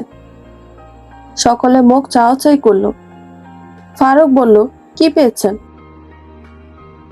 দারোগা সাহেব জিভ দিয়ে ঠোঁট ভেজালেন, কথার জবাব দিলেন না। সন্ধ্যা মিলিয়ে গিয়েছে অনেকক্ষণ। আকাশ পরিষ্কার, বেশ কয়েকটা তারা দেখা যাচ্ছে। আশিক আগ্রহী চোখে তারার দিকে তাকিয়ে রইল। আলোক দূষণের কারণে রাতের আকাশে আজকাল খুব বেশি তারা দেখা যায় না। অনুজ্জ্বল দুটো একটা এলোমেলো ভাবে পড়ে থাকে। সে ছোট্ট একটা নিঃশ্বাস ফেলল। দারোগা সাহেব বললেন, দোলার রিপোর্ট ভালো, অবিশ্বাস্য রকমের ভালো। এতটা ভালো আশা করিনি। ফারুক বলল, মাত্রই বললেন রিপোর্টের মধ্যে একটা ভয়ঙ্কর তথ্য আছে, এখন আবার বলছেন রিপোর্ট ভালো। যা বলার পরিষ্কার করে বলুন। আপনার কথা বুঝতে পারছি না। রিপোর্টে কিছু পাওয়া যায়নি, এটাই একটা ভয়ঙ্কর তথ্য। ফারুক বিরক্তির নিঃশ্বাস ফেলল। নাজমা বললেন, মানে আমার মেয়ের কিছু হয়নি? তাহলে এসব? রিপোর্ট ক্লিন মানে ওনার কিছু হয়নি, শরীরে কোনো ধরনের সমস্যা নেই, মাদকদ্রব্য অথবা এই ধরনের কিছুই না। অদ্ভুত আচরণের কারণ সম্পূর্ণই মানসিক সমস্যা। মানসিক সমস্যা? জি, সাইকিয়াট্রিস্টের সাথে কথা বলে ব্যাপারটা দেখবেন। যেহেতু ওনার শরীরে কোনো ধরনের সমস্যা পাওয়া যায়নি, পরিবারের সাথে যোগাযোগ হয়েছে, তাই আমরা এই কেসটা ক্লোজ করব। আপনাদের কি কিছু বলার আছে? নাজমা আশিকের দিকে তাকালেন। আশিক বলল, শারীরিক অবস্থার উন্নতি হলে আপাকে বাড়িতে নিয়ে যাব, এর বাইরে কিছু বলার নেই। দারোগা সাহেব বেরিয়ে গেলেন। যাওয়ার আগে তাদেরকে একবার থানায় যেতে বললেন। কি সব ফর্মালিটি করতে হবে? কাল সকালেই যেতে বললেন। দোলা বলল, মা, আমার শরীর ভালো আছে, আমাকে বাড়িতে নিয়ে চলো। নাজমা ফারুকের দিকে তাকালেন। ফারুক বলল, আজকের রাতটা থাকুক, কি হয় না হয় দেখে শুনে সকালের দিকে যাব। দোলা মাথা নাড়ল। নাজমা বললেন, রাতের জন্য ভাত তরকারি কিনতে হবে, তোর বাবা দুপুরে কিনে দিয়ে গেছিল, শেষ হয়ে গেছে। আশিক বলল, দেখছি, হালকা কিছু খাবে নাকি বিরিয়ানি জাতীয় কিছু আনবো? কি আছে না আছে না দেখে কিভাবে বলবো? একটা কাজ করো মা, তুমি আমার সাথে এসো, দেখে শুনে কিনে আনবো। নাজমা উঠে দাঁড়ালেন। ফারুকের দিকে তাকিয়ে নরম গলায় বললেন, তুমি দোলার কাছে একটু বসো, আমি ফিরে না আসা পর্যন্ত এখানেই থাকবে, ঠিক আছে? ফারুক মাথা দোলালো। নাজমা ছেলের সাথে বেরিয়ে গেলেন। রাস্তা ফাঁকা, লোকজন নেই বললেই চলে। দুটো কুকুর পথের পাশে শুয়ে আছে। নাজমা ছেলের কাছে সরে এলেন। নিচু গলায় বললেন, তোর কি মনে হয় এরপর কি হবে? আশিক তার কথা বুঝতে পারল না। জিজ্ঞাসু গলায় বলল, একথার মানে? জামাইয়ের সাথে দোলার ঘর সংসারের ব্যাপারটা কি হবে না হবে বুঝতে পারছি না। আমার মনে হয় না সংসার ভাঙার মতো কিছু হয়েছে। তারপরেও যদি এমন কিছু হয়, ওরা দুজনে কথা বলে সিদ্ধান্ত নেবে। তারপরও আমাদের কিছু বলার আছে না? না, বিয়ে সংসার এটা ব্যক্তিগত ব্যাপার। আমার মনে হয় না এখানে আমাদের কিছু বলা উচিত। পরামর্শের কথা বললে সেটা ভিন্ন বিষয়। নাজমা আর কোনো কথা বললেন না, চুপচাপ হাঁটতে লাগলেন। হোটেল চলে এসেছে। কোমরে গামছা বাঁধা লোকটা হাতের ইশারায় তাদের ডাকলো। রসালো গলায় বলল, আসেন আসেন, কি লাগবে বলেন। আশিক তার দিকে তাকিয়ে মুচকি হাসলো। দোলা বিছানায় পা ঝুলিয়ে বসে আছে, মুখে দুশ্চিন্তার ছাপ নেই। শান্ত চোখে ফারুকের দিকে তাকিয়ে আছে। গভীর চাউনি, চোখের ভাষা পড়া যায় না। ফারুক বলল, অনেকদিন হলো তোমার সাথে সময় নিয়ে কথা বলা হয়নি। দৌড়াদৌড়ি, ঝামেলা, সবকিছু মিলিয়ে। সে কথা শেষ করলো না, দোলার দিকে তাকালো। দোলা বলল, বিয়ের পর থেকে ঝামেলা শুরু হয়েছে। বলতে পারেন আমার জন্য এত কিছু হয়েছে। বাসর রাত থেকে আপনাকে ঝামেলায় ফেলে দিয়েছে। ঝামেলার কিছু নেই, নিশ্চয়ই ইচ্ছে করে তুমি কিছু করনি। তাই এটা নিয়ে তেমন ভাবার প্রয়োজন নেই। তবু আমি লজ্জিত, খুবই লজ্জিত। কারণ? দোলা তার কথার জবাব দিল না, একটা ছোট্ট নিঃশ্বাস ফেলল। নিঃশ্বাসের শব্দ শোনা গেল স্পষ্ট। ফারুক বলল, ডাক্তার বলেছেন তোমার শরীরে কোনো ধরনের সমস্যা নেই। মাথায় আছে, মানসিক রোগী আমি, সাদা বাংলায় যাকে পাগল বলে। ফারুক শক্ত চোখে দোলার দিকে তাকিয়ে রইল। দোলা খানিকটা অন্যরকম গলায় বলল, একটা প্রশ্ন করতে পারি? কি ধরনের প্রশ্ন? পাগল মেয়েকে নিয়ে সংসার করবেন? সাইকিয়াট্রিস্ট বলেছে আমার সমস্যাগুলো ঠিক নাও হতে পারে, ধীরে ধীরে বাড়তে পারে। ফারুক উঠে এসে দোলার পাশে বসলো, গায়ে হাত রেখে বলল, এ ধরনের কথা শুনতে ইচ্ছে করছে না। অন্য কিছু বলা যায় না? কি ধরনের কথা শুনতে চাইছেন? তোমার স্বপ্নের কথা বলো, যেসব স্বপ্ন জেগে জেগে দেখেছো। এমন কোন স্বপ্ন যেখানে তুমি আমি দুজনই আছি। মাঝরাত, হালকা ঝিরিঝিরি বৃষ্টি, সাথে বরফ শীতল বাতাস বইছে। দুজনে 2 কাপ চা হাতে বারান্দায় বসে আছি। তুমি খুব মজার কোনো একটা গল্প বলছো এবং হাসছো। ঠোঁট চুইয়ে হাসির কণা মাটিতে গড়িয়ে পড়ছে। আমি তোমায় দেখছি, মুগ্ধ চোখে, নিষ্পলক দৃষ্টিতে। মায়াময় একখানা মুখ, ভালোবাসায় পরিপূর্ণ দুটো চোখ। নিস্তব্ধ রাত, হালকা বৃষ্টি, মোহনীয় ব্যাপার। দোলা মাথা নিচু করে মুচকি হাসলো, তরল গলায় বলল, আমি কখনো এ ধরনের স্বপ্ন দেখিনি। কেমন স্বপ্ন দেখেছো? দেখেছি খুব মোটা একটা লোকের সাথে আমার বিয়ে হয়েছে। সে একটা খাটের অর্ধেকের বেশি জায়গা জুড়ে ঘুমায়। রাতে ঘুমানোর সময় আমি এতটুকু জায়গা ভাগে পাই, ঠিকমতো শুতে পারি না। অবশ্য আমি এই স্বপ্নটা ঘুমিয়ে দেখেছি, জেগে দেখিনি। স্বপ্ন পূরণের জন্য কি আমায় মোটা হতে হবে? সে চুপ করে রইল। ফারুক তার মুখের ওপর গড়িয়ে পড়া চুলগুলো কানের পাশে গুজে দিয়ে বলল, অনুমতি দিলে আমার স্বপ্ন পূরণ করতে চাই। কি স্বপ্ন? ফারুক উঠে দাঁড়ালো, হাত বাড়িয়ে দিয়ে বলল, উঠবে? দোলা ফারুকের হাত ধরলো, শান্ত পায়ে হেঁটে ব্যালকনিতে গিয়ে দাঁড়ালো। হাসপাতালের ব্যালকনি, চারপাশে লম্বা দড়ি টানানো। দিনের বেলায় লোকজন এখানে কাপড় শুকাতে দেয়। ফারুক হাত উঁচু করে আকাশের দিকে ইশারা করলো, মোহনীয় গলায় বলল, চাঁদটাকে দেখছো? সাইজ দেখে মনে হচ্ছে পূর্ণিমার পরের দিন উঠেছে, বেশ সুন্দর এবং উজ্জ্বল। সত্যিই সুন্দর। সে ফারুকের দিকে তাকালো। ফারুক এক দৃষ্টিতে তার দিকে তাকিয়ে আছে। দোলা বলল, কি ভাবছেন? ভাবছি আমার চোখে কে বেশি সুন্দর, আকাশের ওই উজ্জ্বল চাঁদ নাকি হাত ধরে থাকা মেয়েটা। তাই বুঝি? তারপর আপনার চোখে কে বেশি সুন্দর? সত্যি বলবো? অবশ্যই। মিষ্টি মিথ্যের চেয়ে অপ্রিয় সত্য অনেক স্বচ্ছ এবং সুন্দর। তুমি সুন্দর। দোলা মুখ ঘুরিয়ে ফেলল, তার চোখে পানি এসে যাচ্ছে। সে তার চোখের পানি ফারুককে দেখাতে চায় না, এমন মুহূর্তে তো কখনোই না। নাজমা ইচ্ছে করে দেরি করে ফিরলেন। তিনি চাইছিলেন মেয়ে জামাই একটু একা থাকুক, দুজনের কোনো কথা থাকলে বলুক। বিয়ের পর থেকে দুটোতে একটুও সময় পায়নি। এসব ঝামেলার পর তাদের দুজনের কথা বলা খুব জরুরি। আশিক বলল, মা, রাত 12টা বাজে, আর কতক্ষণ এভাবে এখানে বসে মশার কামড় খাবো? এখানে বসে থাকতে অসুবিধে কিসের? কি সুন্দর চাঁদের আলো, দেখলেই তো মন ভরে যায়। হাসপাতালের আলো আছে, তা আছে বটে, তবে এভাবে বসা উচিত হচ্ছে না। দিনকাল ভালো না মা, কখন কে কি বলবে। নাজমা কথা বাড়ালেন না, কেবিনে ফিরে এলেন। দোলা বলল, কি এনেছো? সবজি, মুরগির মাংস, সাথে ডাল আর ভাত। তারা খেতে বসলো। আশিক বলল, আমাদের সামনের ওয়ার্ডে বেশ কয়েকটা বেড ফাঁকা পড়ে আছে, দুটো রেখে এসেছি, রাতে ওখানে ঘুমাবো। দুলাভাই আপনার জন্য রেখেছি। খাওয়ার পর্ব শেষে সবাই যার যার মতো করে শুয়ে পড়ল। নাজমা বিড়বিড়িয়ে বললেন, এর চেয়ে বাড়ি ফেরা ভালো ছিল। সকাল হয়েছে অনেকক্ষণ, হাসপাতালের কোলাহল বাড়ছে। ফারুক, আশিক দুজনের কেউই রাতে ঠিকমতো ঘুমোতে পারেনি। ওয়ার্ডের এক রোগী খুব চিৎকার চেঁচামেচি করেছে। তার চিৎকার থেমেছে সকাল হবার পর, এখন বেঘরে ঘুমাচ্ছে। ফারুক বিছানায় উঠে বসলো। আশিককে ডাকতে গিয়েও ডাকলো না। কেবিনে চলে এলো। কেবিনের দরজা খোলা, হাট করে খোলা। সে তড়িঘড়ি করে ভেতরে ঢুকলো। নাজমা ঘুমিয়ে আছেন। দোলা নেই। ফারুক বাথরুম, ব্যালকনি সব জায়গায় খুঁজে দেখলো, কোথাও দোলার দেখা নেই। উপায় না দেখে নাজমাকে ডেকে তুলল। নাজমা বললেন, কি বলছো তুমি? একটু আগেও তো দেখলাম বিছানায় ঘুমিয়েছিল। ফারুক বিছানার দিকে তাকালো।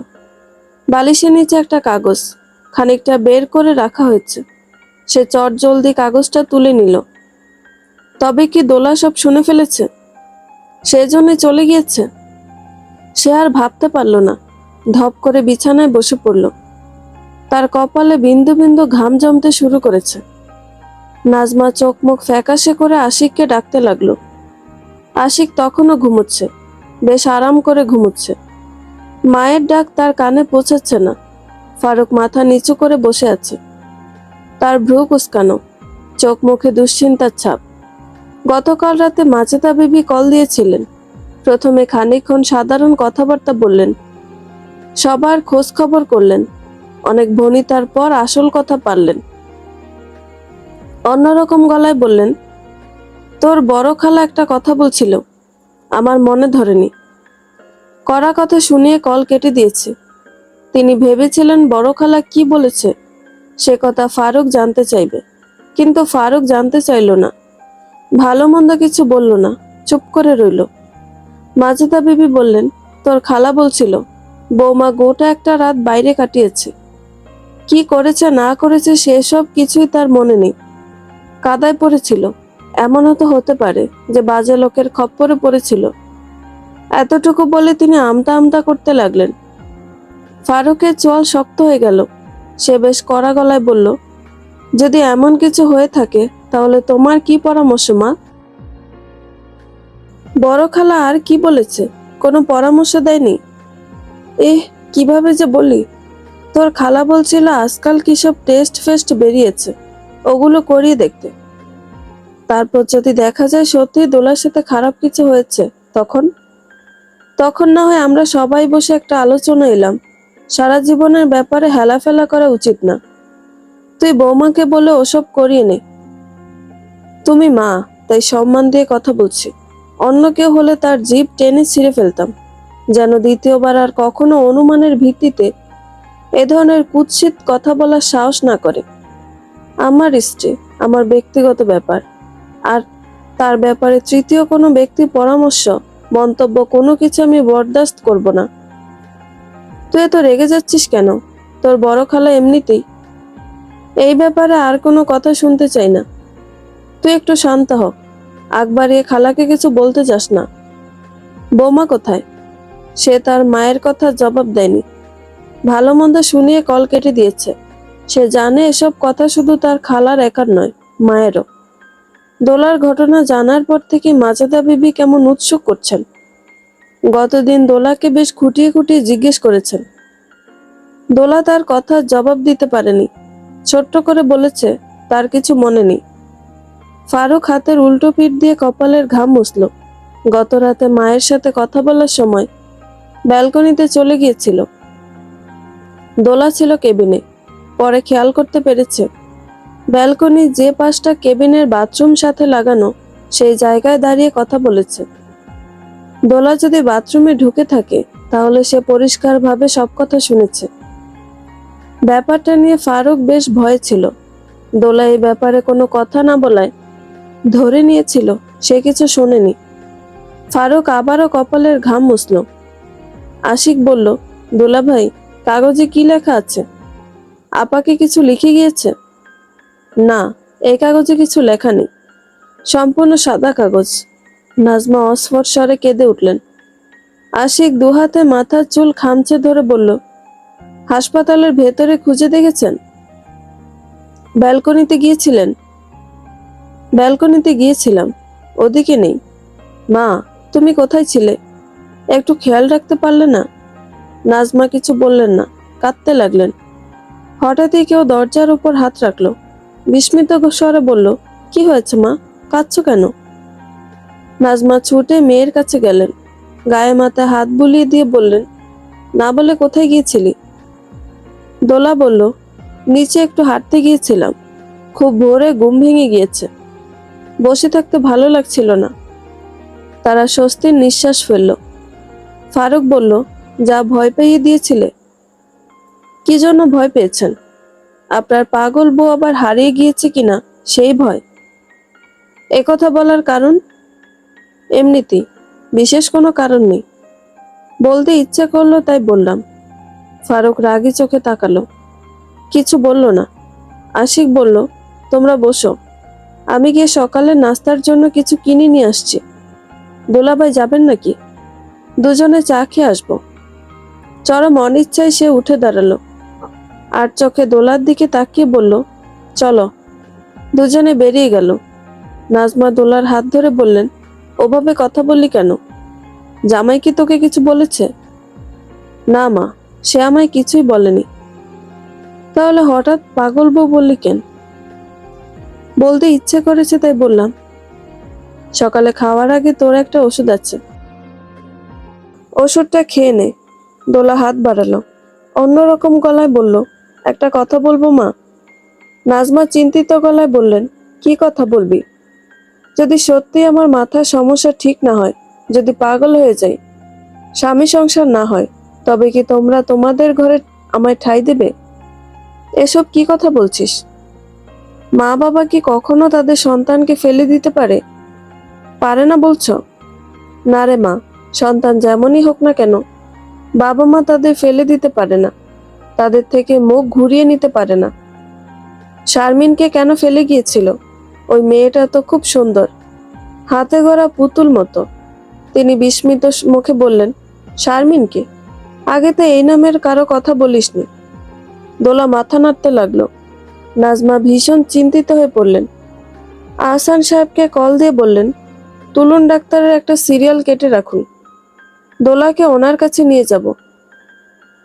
দুদিন আগেও তো গেলে, আজ কি আবার যেতে বলেছে? ডাক্তার সেসবের কিছু বলেনি, আমি যেতে চাইছি। কেন, দোলা কি কিছু করেছে? তিনি দোলার দিকে তাকালেন, গলার স্বর অনেকখানি নিচু করে বললেন, হঠাৎই শারমিনের কথা বলল, এই নামটা আগে শুনিনি। পরিচিত কেউ হবে হয়তো। তবু আপনি দেখুন, ফারুককেও কি সব কথা বলল?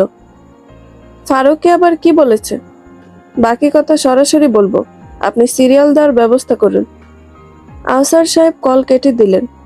রাস্তার একপাশে সরে গিয়ে নম্বর খুঁজতে লাগলেন। তুলুন ডাক্তারের সিরিয়াল লিখে সেভ করা ছিল। আজ রোদ বেশ চড়া, মোবাইলের ওপর রোদ পড়ে স্ক্রিন অস্পষ্ট হয়ে গিয়েছে। তিনি নম্বর খুঁজে পাচ্ছেন না। আহসান সাহেব ছায়ার খোঁজে আরেকটু নিচের দিকে সরে গেলেন। পায়ের নিচে কাদা ফ্যাস ফ্যাস করে উঠল।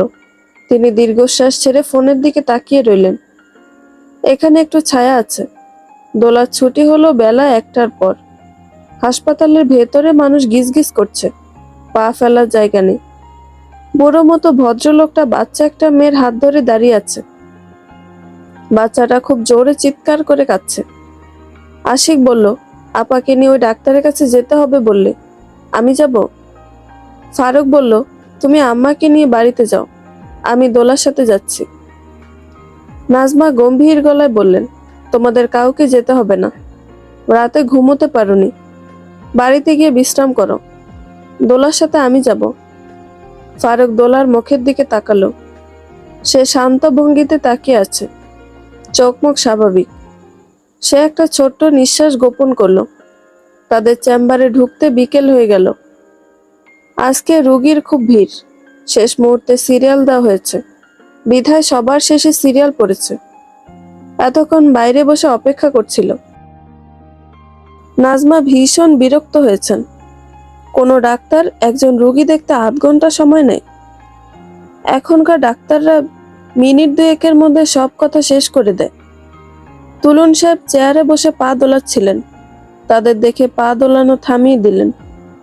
ক্লান্ত গলায় বললেন, বসুন, সারাদিন কাজ করেছে, দুপুরে খাওয়ার সময়টুকুও পাইনি। দোলা বলল, খাওয়ার সময় না পেলে কাজ করে লাভ কি? আমরা যা কিছুই করি তা তো খাওয়ার জন্যে। ওহো, সবকিছু খাওয়ার জন্য না। সবকিছু না হলেও মৌলিক চাহিদার প্রথমটা খাদ্য। খাদ্য ছাড়া জীবন অচল, তাই খাওয়ার প্রতি অবহেলা করা উচিত না। তিনি একটু নড়ে চড়ে বসলেন, কয়েকটা কথা বলতে গিয়েও থেমে গেলেন। একজন ডাক্তার কখনো তার রোগীর সাথে কুৎসিত রসিকতা করতে পারে না। সভ্য সমাজ সেটা মেনে নেবে না। নাজমা বললেন, আমার মেয়ে নিজেকে পাগল বলছে। বলছে সে যদি পাগল হয়ে যায় তাহলে আমরা তার সাথে কেমন ব্যবহার করব। এই সমাজে সম্পূর্ণভাবে সুস্থ মানুষ খুব কমই আছে। আমরা সবাই একটা সময় নিজেকে পাগল মনে করি। এই যেমন আমি, এই মুহূর্তে আমারও নিজেকে পাগলই মনে হচ্ছে। যেন তেন পাগল নয়, একদম বদ্ধ পাগল, যে সকালে দুটো শুকনো রুটি চিবুতে চিবুতে চেম্বারে বসেছে। দুপুর গড়িয়ে বিকেল হয়ে গেল, এখনো আর কিছু মুখে তোলার সময় পাইনি। দোলা বলল, কেন খাননি? নেশা, টাকার নেশা আমাকে এই চেয়ারের সাথে আটকে রাখে। সে যাই হোক, তুমি বলো, তোমার নিজেকে পাগল মনে হয় কেন? জানি না, হঠাৎই মনে হয়েছে। তা বেশ ভালো। সুস্থ মানুষই নিজেকে মাঝে মধ্যে পাগল মনে করে। নাজমা মুখ বেঁকিয়ে ফেললেন। মানুষ সৃষ্টির সেরা জীব। আল্লাহ তাকে সর্বোচ্চ সৌন্দর্য দিয়ে সৃষ্টি করেছেন। সে আল্লাহর কৃতজ্ঞ থাকবে, ইবাদত করবে, বিবেক বুদ্ধি দিয়ে কাজ করবে। বিপদে পড়লে আল্লাহর ওপর তাওয়াক্কুল করবে। তা না, সব মানুষই নাকি নিজেকে পাগল মনে করে। তিনি বিরক্তির নিঃশ্বাস ফেললেন। তুলন সাহেব বললেন, মিসেস দোলা, ডায়েরি লেখেন? দিনলিপি? সে মাথা দুলিয়ে হ্যাঁ বলল। তুলন সাহেব বললেন, আমাকে পড়তে দিবে? আমি তোমার ডায়েরিটা পড়তে চাই। ডায়েরি একান্তই ব্যক্তিগত জিনিস, ব্যক্তিগত কথাবার্তা লেখা থাকে। তোমার সমস্যাটাও ব্যক্তিগত। সমাধান করতে গেলে আমাকে বিস্তারিত জানতে হবে। আচ্ছা দেব, কবে পড়তে চান? সম্ভব হলে আজই পাঠিয়ে দিও। তা না হলে আমাকে দাওয়াত দাও, ভালো মন্দ খেয়ে ডায়েরিটা নিয়ে এলাম। দোলা খাতার পৃষ্ঠা উল্টে বাড়ির ঠিকানা লিখল। ঠিকানার নিচে বড় বড় করে আহসান সাহেবের নাম লিখল। তুলন সাহেব বললেন, তোমার হাতের লেখা খুব সুন্দর, ডায়েরি পড়ে মজা পাওয়া যাবে। মাজেদা বিবি তীক্ষ্ণ এবং তিক্ত গলায় ফারুকের সাথে ঝগড়া করছেন। তার চোখ মুখে আগুন ফুটছে। ফারুক বলল, কার কথা শুনে তুমি এসব বলছো? মাজেদা বিবি বললেন, কার কথা শুনে মানে?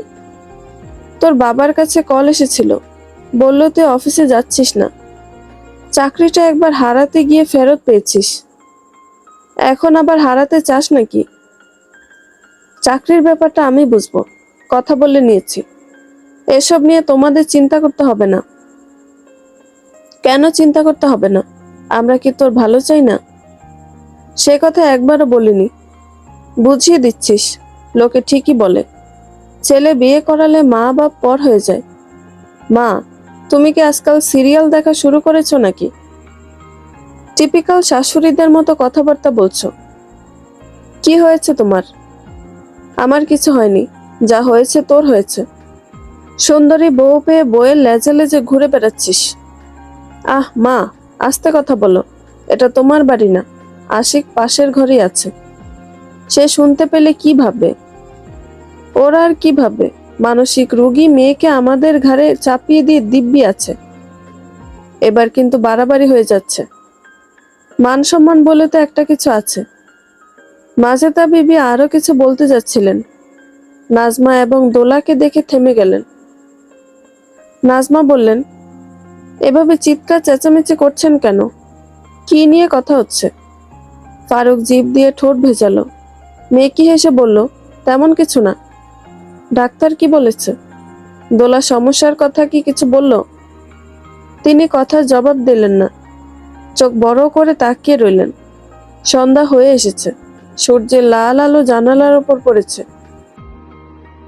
চমৎকার লাগছে দেখতে। মাজেদা বিবি অল্প হাসলেন, গলার স্বর বদলে বললেন, ফারুকের চাকরির ব্যাপারে কথা বলছিলাম। সবকিছু ছেড়ে এখানে পড়ে আছে। গতকাল আপনার বেআইনের কাছে ওর অফিস থেকে কল এসেছিল। ওনারা বললেন, এমন গাফিলতি করলে চাকরি থেকে বের করে দেবে। দোলা তীক্ষ্ণ দৃষ্টিতে তাকালো, তবে কিছু বলল না। মাজেদা বিবি এগিয়ে গিয়ে দোলার গায়ে হাত রাখলেন, কোমল গলায় বললেন, দোলা মা, তোমার শরীর এখন কেমন? ভালো আছো? ভালো আছে আম্মা। আপনি কেমন আছেন? শরীর ভালো? এই কদিন তোমার চিন্তায় একটুও ঘুমাতে পারিনি। সারাক্ষণ তোমার কথা ভেবেছি। বাচ্চা মেয়েটার কি হলো না হলো, আল্লাহর অশেষ রহমত, তুমি সুস্থ হয়ে উঠেছ। চিন্তা করবেন না আম্মা, আমার শরীর এখন ভালো, সবকিছু স্বাভাবিক লাগছে। আহা, দাঁড়িয়ে আছো কেন? কত দূর থেকে এসেছো? এসো, এইখানে এই সোফায় বসো। দোলার হাত ধরে তিনি তাকে সোফায় বসালেন। ফিসফিসিয়ে বললেন, তোমায় একটা কথা জিজ্ঞেস করবো মা? হ্যাঁ নিশ্চয়ই, বলুন কি জানতে চান? যে রাতে তোমার খোঁজ পাওয়া যাচ্ছিল না, বলতে চাইছি যেদিন বাইরে ছিলে, ওই দিনের কোনো কথা কি তোমার মনে নেই? কি হয়েছিল না হয়েছিল? অত দূরে কাদা পানির মধ্যে কিভাবে পড়লে? দোলা মাথা নাড়ল। তার কিছু মনে নেই।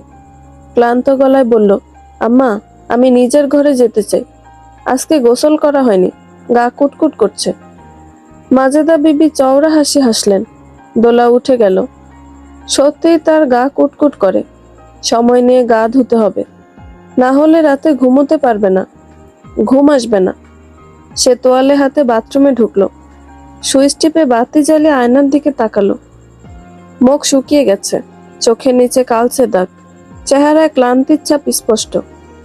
দোলা দীর্ঘশ্বাস ছাড়ল। গায়ে পানি ঢালতেই তার শরীর জুড়িয়ে গেল। বরফের মতো ঠান্ডা পানি, গায়ের লোম দাঁড়িয়ে যায়। সে সময় নিয়ে গা ধুলো, চুলে শ্যাম্পু লাগিয়ে হাতে পায়ে সাবান ঘষল। বিড়বিড়িয়ে বলল, এ কদিন হাসপাতালে থেকে সারা গায়ে ময়লা পড়ে গেছে। কেবিন নিয়েও শান্তিতে গোসল করতে পারিনি। লবণ পানিতে কি আর মন ভরে গোসল করা যায়? নাজমা কড়াইয়ে তেল ছড়িয়ে দিলেন। ফেটিয়ে রাখা ডিম দুটো তেলের উপর দিয়ে উল্টে পাল্টে ভেজে তার মধ্যে সেদ্ধ নুডলস ঢেলে দিলেন। সন্ধ্যার নাস্তায় এর চেয়ে ভালো কিছু রান্না করার সময় নেই। হাসপাতালে থেকে থেকে তার শরীরও ভীষণ ক্লান্ত। আশিক বলল, মা, তুমি এসব করতে গেলে কেন? বেআইন সাহেব এসেছেন, ভর সন্ধ্যায় খালি মুখে বসিয়ে রাখবো? আমাকে বললে পারতে, দোকান থেকে কিছু কিনে নিয়ে আসতাম। হ্যাঁ, তোদের বাপ ছেলেকে ধরে ধরে সব বলে দিতে হবে কেন রে? তো নিজের কি কোনো বিবেক বুদ্ধি নেই? আশিক কথা বাড়ালো না, চুপচাপ সরে পড়ল। মাজেদা বিবি বললেন, আপনি আবার কষ্ট করে এসব করতে গেলেন কেন? পানি মুড়ি হলেই হতো। তাছাড়া সন্ধ্যায় আমি কিছুই খাই না, একবারে রাতের ভাত খাই। এই প্রথম আপনি আমাদের বাড়িতে এলেন, যত্ন আত্তি যা করা দরকার কিছুই করতে পারছি না। ব্যস্ত হবেন না, যা জোটে তাই মুখে দিতে পারলে আমার দিন চলে যাবে। দোলার বাবাকে বলেছি রাতে বাজার সদাই নিয়ে আসবে। বুঝতেই তো পারছেন, হাসপাতালে ছিলাম, বাড়ির দিকে খেয়াল দেওয়ার সময় হয়নি। সেসব আমি ঢের বুঝেছি। কায়দা করে মেয়ের রোগটা চেপে যেতে চেয়েছিলেন, সবই আল্লাহর ইশারা। নাজমা ভ্রু কুঁচকে ফেললেন, তীক্ষ্ণ গলায় বললেন, মেয়ের রোগ চেপে যেতে চেয়েছি মানে? মাজেদা বিবি মেকি হেসে বললেন, তেমন কিছু না, মুখ ফসকে বলে ফেলেছি। বুঝতেই তো পারছেন, চামড়ার মুখ, কতক্ষণই বা সত্যি কথা না বলে চুপ থাকতে পারি। তিনি কথা বাড়ালেন না, সরল চোখে তাকিয়ে রইলেন। মানুষের চরিত্রে কত রহস্য। রাতে খাবার আয়োজন ভালো। সাদা সরু চালের গরম ভাত, পাবদা মাছের ঝোল, কলাইয়ের ডাল, পুঁইশাক আলু দিয়ে চিংড়ি মাছের তরকারি। আহসান সাহেব খেতে বসেননি, পরে খাবেন। নাজমা তার জন্য অপেক্ষা করে বসে আছে, বাকিরা খাচ্ছে, খুব আয়েশ করে খাচ্ছে। ফারুক বলল, রান্না ভালো হয়েছে, চমৎকার স্বাদ। মাজেদা বিবি আর চোখে ছেলের দিকে তাকালেন, দাঁতে দাঁত পিষে চিংড়ি ছিঁড়তে ছিঁড়তে বললেন, দোলামা কিছুদিন আপনাদের এখানে থাকুক, মায়ের আদর যত্নে ভালো থাকবে। ফারুকের অফিস আছে, সে না হয় আমার সাথে ফিরল। নাজমা বললেন, এভাবে বলছেন কেন? দোলা তো আপনারও মেয়ে। তবুও রক্তের টান বলে একটা ব্যাপার আছে। আমি ওকে আমাদের সাথেই নিয়ে যেতে চেয়েছিলাম। ফারুক বলল, দোলামা আপনার কাছে থাকতে চায়। এই মুহূর্তে সে আপনাকে ছেড়ে যেতে চাইছে না, ভরসা পাচ্ছে না। তাছাড়া এখানে থেকে ডাক্তার দেখাতেও সুবিধা হবে। দোলা আর চোখে ফারুকের দিকে তাকালো। ফারুক শান্ত ভঙ্গিতে খাচ্ছে, তার সবটুকু মনোযোগ ভাতের থালায়, যেন কারোর কথা তার কানে পৌঁছাচ্ছে না। নাজমা বললেন, জামাই বাবা ভুল কিছু বলেনি। আপনাদের ওখান থেকে এসে ডাক্তার দেখানো বেশ ঝামেলার। আমাদের কোনো সমস্যা নেই, মেয়ে আমার কাছে থাকবে, এ তো খুশির কথা। মাজেদা বিবি মাথা দুলে হাসতে লাগলেন। তার হাসি দেখতে ভালো লাগলো না। রাত বাড়ছে, বাইরে টিপটিপে বৃষ্টি, মাঝে মধ্যে বিদ্যুৎ চমকাচ্ছে, তবে মেঘের গর্জন জোরালো নয়। দোলা বাতি নিভিয়ে বিছানায় বসলো। ঘর পুরোপুরি অন্ধকার হলো না। ফারুক বলল, তোমার বিছানা বেশ ভালো, ঘরটাও পরিপাটি করে সাজানো। অন্য রকমের তৃপ্তি আসে। দোলা তার কথা জবাব দিল না। দেয়ালের দিকে তাকিয়ে রইল। দেয়ালে ছায়া নেই, পরিষ্কার দেয়াল, তবুও সে এক দৃষ্টিতে সেদিকে তাকিয়ে রইল। খানিকক্ষণ বাদে অন্যরকম গলায় বলল, আমাকে কিছু বলার নেই আপনার? ফারুক চমকে উঠল, হতভম্ব গলায় বলল, কিসের কথা বলছো? বুঝতে পারছেন না নাকি বুঝতে চাইছেন না? বুঝতে পারছি না। গোটা একটা রাতের কথা আমার স্মৃতি থেকে হারিয়ে গিয়েছে। কি হয়েছে, কোথায় ছিলাম, কিভাবে কোথায় গিয়েছি, কাদার ভেতরে অমন করে শুয়েছিলাম কেন, এসবের কিছুই আমার মনে নেই, একদম কিছুই না। এই ব্যাপারে আপনার কোনো প্রশ্ন নেই? যে ব্যাপারে তোমার কিছু মনে নেই সে ব্যাপারে প্রশ্ন থাকবে কেন? জানতে ইচ্ছে করে না ওই রাতে আমার খারাপ কিছু হয়েছে কিনা, রাস্তার বাজে পুরুষের লালসার শিকার হয়েছে কিনা? ফারুক অত্যন্ত শক্ত গলায় বলল, কি বোঝাতে চাইছো? কিছু বোঝাতে চাইনি, জানতে চেয়েছি আমার শুদ্ধতা নিয়ে আপনার কৌতূহল নেই, মনে কোনো প্রশ্ন নেই, জিজ্ঞাসা নেই? যদি এমন কিছু হয়ে থাকে তাহলে তাহলে আমার কি করা উচিত? দোলা তার কথা জবাব দিতে পারল না, শূন্য দৃষ্টিতে তাকিয়ে রইল। ফারুক বলল, বৈবাহিক সম্পর্ক বলতে চাইছি বিয়েটাকে তুমি কি মনে করো? স্বামী স্ত্রীর সম্পর্কে কোন ব্যাপারটা বেশি গুরুত্বপূর্ণ? তার কণ্ঠস্বর এতটাই শীতল যে শরীর শিউরে ওঠে।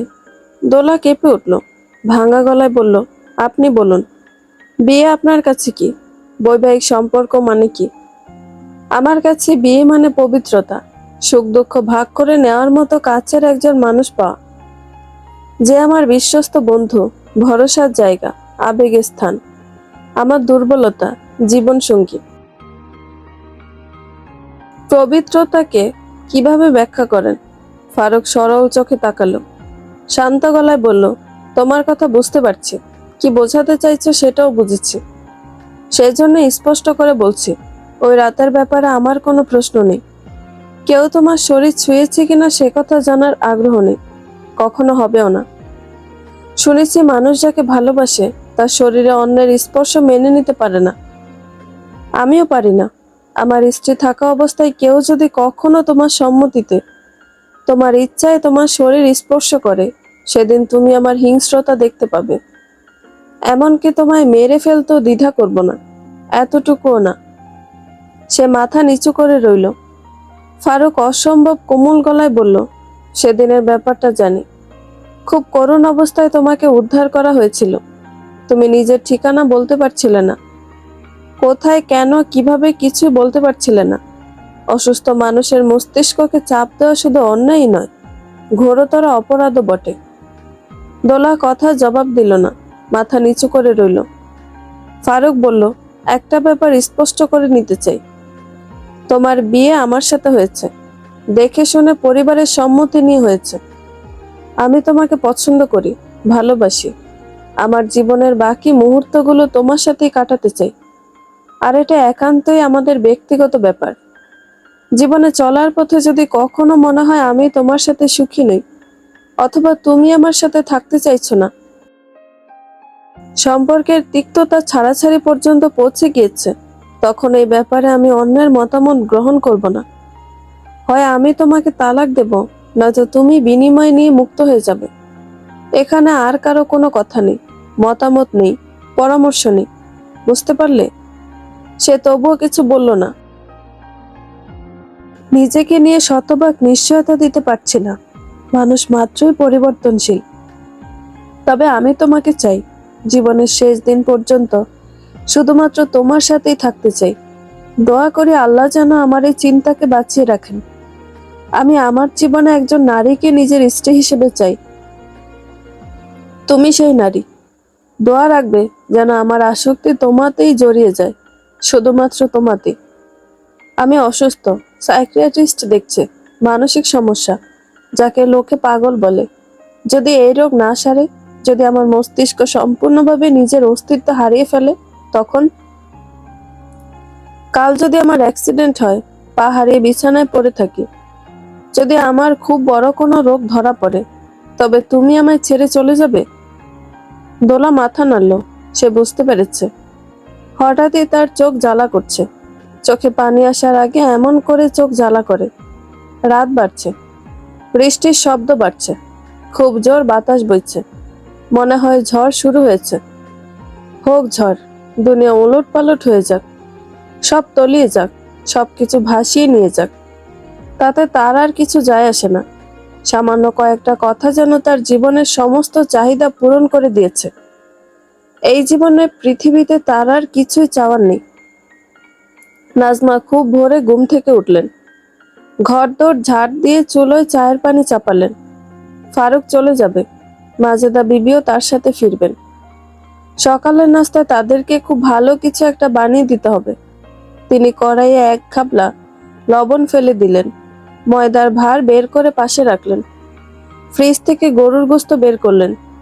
সকালের নাস্তা ঘিয়ে ভাজা পরোটা আর কষা মাংস রাখবেন। সাথে মিষ্টি কিছু রাখবেন, ছানার পায়েস, গাজরের হালুয়া ধরনের কিছু বানিয়ে ফেলবেন। এসব রান্নায় তার জুড়ি মেলা ভার, চমৎকার করে রাঁধেন। দোলা বলল, ময়দার ভারটা আমার কাছে দাও, পরোটা বেলে দিচ্ছি। তোর এসবে হাত দিতে হবে না। মুখ হাত ধুয়ে লেবু মধুর পানি খা। বেআইন, জামাই এরা খাবে কিনা জিজ্ঞেস কর। লেবু মধুর পানি খেতে ইচ্ছে করছে না, পরোটা বানাও, ওটাই খাবো। সকালে লেবু মধুর পানি খাওয়া খুব ভালো, মাথা পরিষ্কার হয়, মেজাজ ভালো থাকে। দোলা মায়ের কথা শুনলো না, ময়দা নিয়ে পরোটা বেলতে শুরু করলো। নাজমা আর চোখে দেখলেন, কিছু বললেন না। সকালে নাস্তা সেরে তারা দুজনে বেরিয়ে পড়ল। বেরোনোর আগে মাজেদা বিবি গাদা খানেক উপদেশ দিয়ে গেলেন। নাজমাকেও নানান কথা বললেন। কিভাবে কি করবে না করবে এসব নিয়ে বিস্তর আলোচনা হলো। গোটা সময়ে ফারুক কোনো কথা বলেনি, শান্ত চোখে দোলার দিকে তাকিয়েছিল। দোলা তার চোখের দিকে তাকাতে পারেনি। তীব্র কষ্ট বুকে চেপে হাসি হাসি মুখ করে রেখেছে। মাত্র কদিনই এই মানুষটাকে চেনে, তার চলে যাওয়া এত কষ্টের কি আছে? কেন মনে হচ্ছে কেউ তার বুকে পাথর চাপিয়ে দিয়েছে, কলিজা ছিঁড়ে নিয়ে যাচ্ছে। একজোড়া শান্ত চোখ কিভাবে কারো হৃদয়ে এমন ঝড় তুলতে পারে? কাজকর্ম গুছিয়ে সবে তিনি শরীর ছেড়ে বসেছিলেন, হঠাৎই কিছু মনে করে লাফিয়ে উঠলেন। ব্যস্ত গলায় দোলার নাম ধরে ডাকতে ডাকতে বললেন, কোথায় তুই? ডাক্তার সাহেব যেতে বলেছিল, তো ডায়েরিটা নিয়ে যেতে বলেছিলেন। কাজের চাপে একদমই ভুলে গিয়েছি। দোলা বলল, খুব বেশি বেলা হয়নি, তুমি খানিকক্ষণ বিশ্রাম করো, তারপর না হয় বের হব। দেরি করার সময় নেই, তুই গিয়ে রেডি হয়ে নে, ডাক্তারের ওখানে খুব ভিড় থাকে। আচ্ছা যাচ্ছি। আমার সাথে কে যাবে? একা যাব? একা যেতে হবে না, আমি তোর সাথে যাব। আশিকের ওপর আমার ভরসা হয় না। তোর আব্বা সেই সকালে বেরিয়েছে, তার নাকি খুব জরুরি কাজ আছে। ঠিক আছে, শোন, এক্ষুনি ঘরে গিয়ে ডায়েরিটা তোর ব্যাগে ঢুকিয়ে নে, ওটা ভুলে গেলে সর্বনাশ হয়ে যাবে। আচ্ছা। তুলন সাহেব রং চঙে জামা পরেছেন, কটকটে হলুদ কাপড়ে টকটকে লাল ফুলের কাজ, ফুলের মাঝে নীল রঙের ছোপ। খানিকক্ষণ তাকিয়ে থাকলে মাথা ধরে যায়। তিনি পান খাওয়া লালচে দাঁত বের করে হাসলেন, লজ্জিত গলায় বললেন, মিনিট 2 বসুন, আমি যাবো আর আসবো। বলেই তিনি উঠে দাঁড়ালেন। নাজমা দোলার দিকে তাকালো, তার ভ্রু কুঁচকে আছে। দোলা ইশারায় তাকে শান্ত থাকতে বলল। তুলন সাহেব ঠিক 2 মিনিটেই ফিরলেন। ঝকঝকে সাদা দাঁত বের করে বললেন, মিষ্টি পানের শখ হয়েছিল। আশা করি আপনারা কিছু মনে করেননি। কিছু মনে করিনি। শুনে খুব খুশি হলাম। ডায়েরি এনেছো? এনেছি। দোলা ব্যাগ থেকে একটা ডায়েরি বের করে টেবিলের উপর রাখলো। কালচে নীল রঙের কভার, নতুনের মতো চকচক করছে।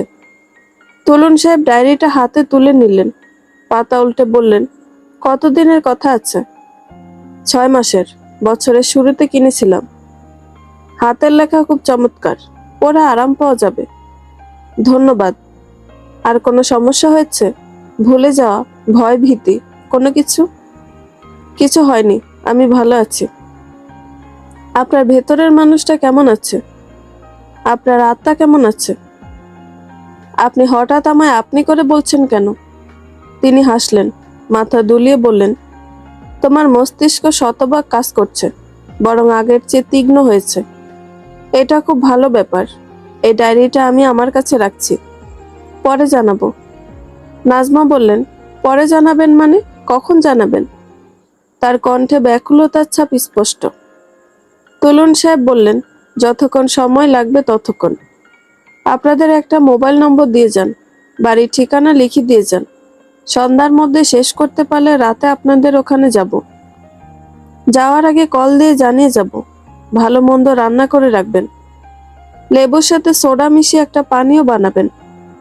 খাওয়া দাওয়ার ব্যাপারে আমি খুব শৌখিন। তিনি দীর্ঘশ্বাস ছাড়লেন। রোদ উঠেছে। রাস্তায় জমে থাকা পানিতে সূর্যের আলো চমকাচ্ছে, চোখে লাগে। তুলুন সাহেব চেম্বারের পর্দা টেনে দিলেন, দরজা ভেজিয়ে দিয়ে বড় এক মগ কফি নিয়ে বসলেন। দোলার হাতের লেখা ভালো, পড়তে অসুবিধা হয় না, ভালোই লাগে। তিনি পড়তে শুরু করলেন।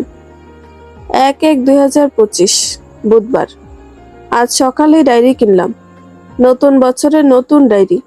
ঘড়িতে রাত 11টা। ঘন্টাখানেক পরে 1 জানুয়ারি পেরিয়ে 2রা জানুয়ারি শুরু হবে। প্রথম দিনেই কিছু লেখা উচিত বিধায় লিখছি, কিন্তু কি লিখব কিছুই যে মাথায় আসছে না। ইস, আমি যদি কবি হতাম। কলম চলতো ছন্দে, কাহিনীর সন্নিবেশে, কথার মালায়, কতই না ভালো হতো।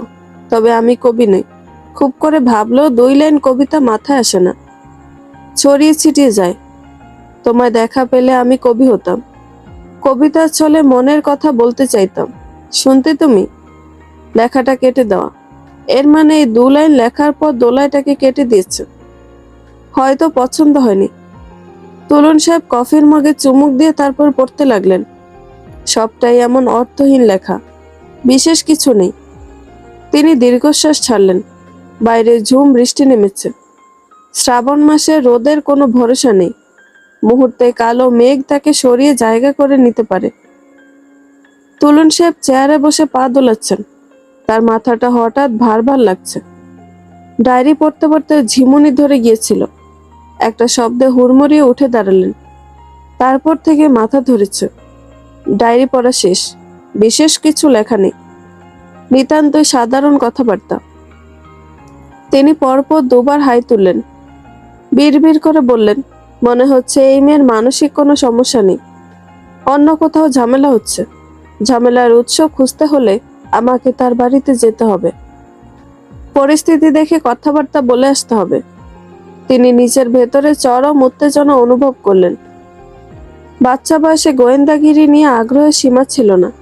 কৈশোর বয়সে বেশ কয়েকবার শখটা পেশায় পরিণত করতে চেয়েছেন, ভাগ্যের জোরে পেরে ওঠেনি।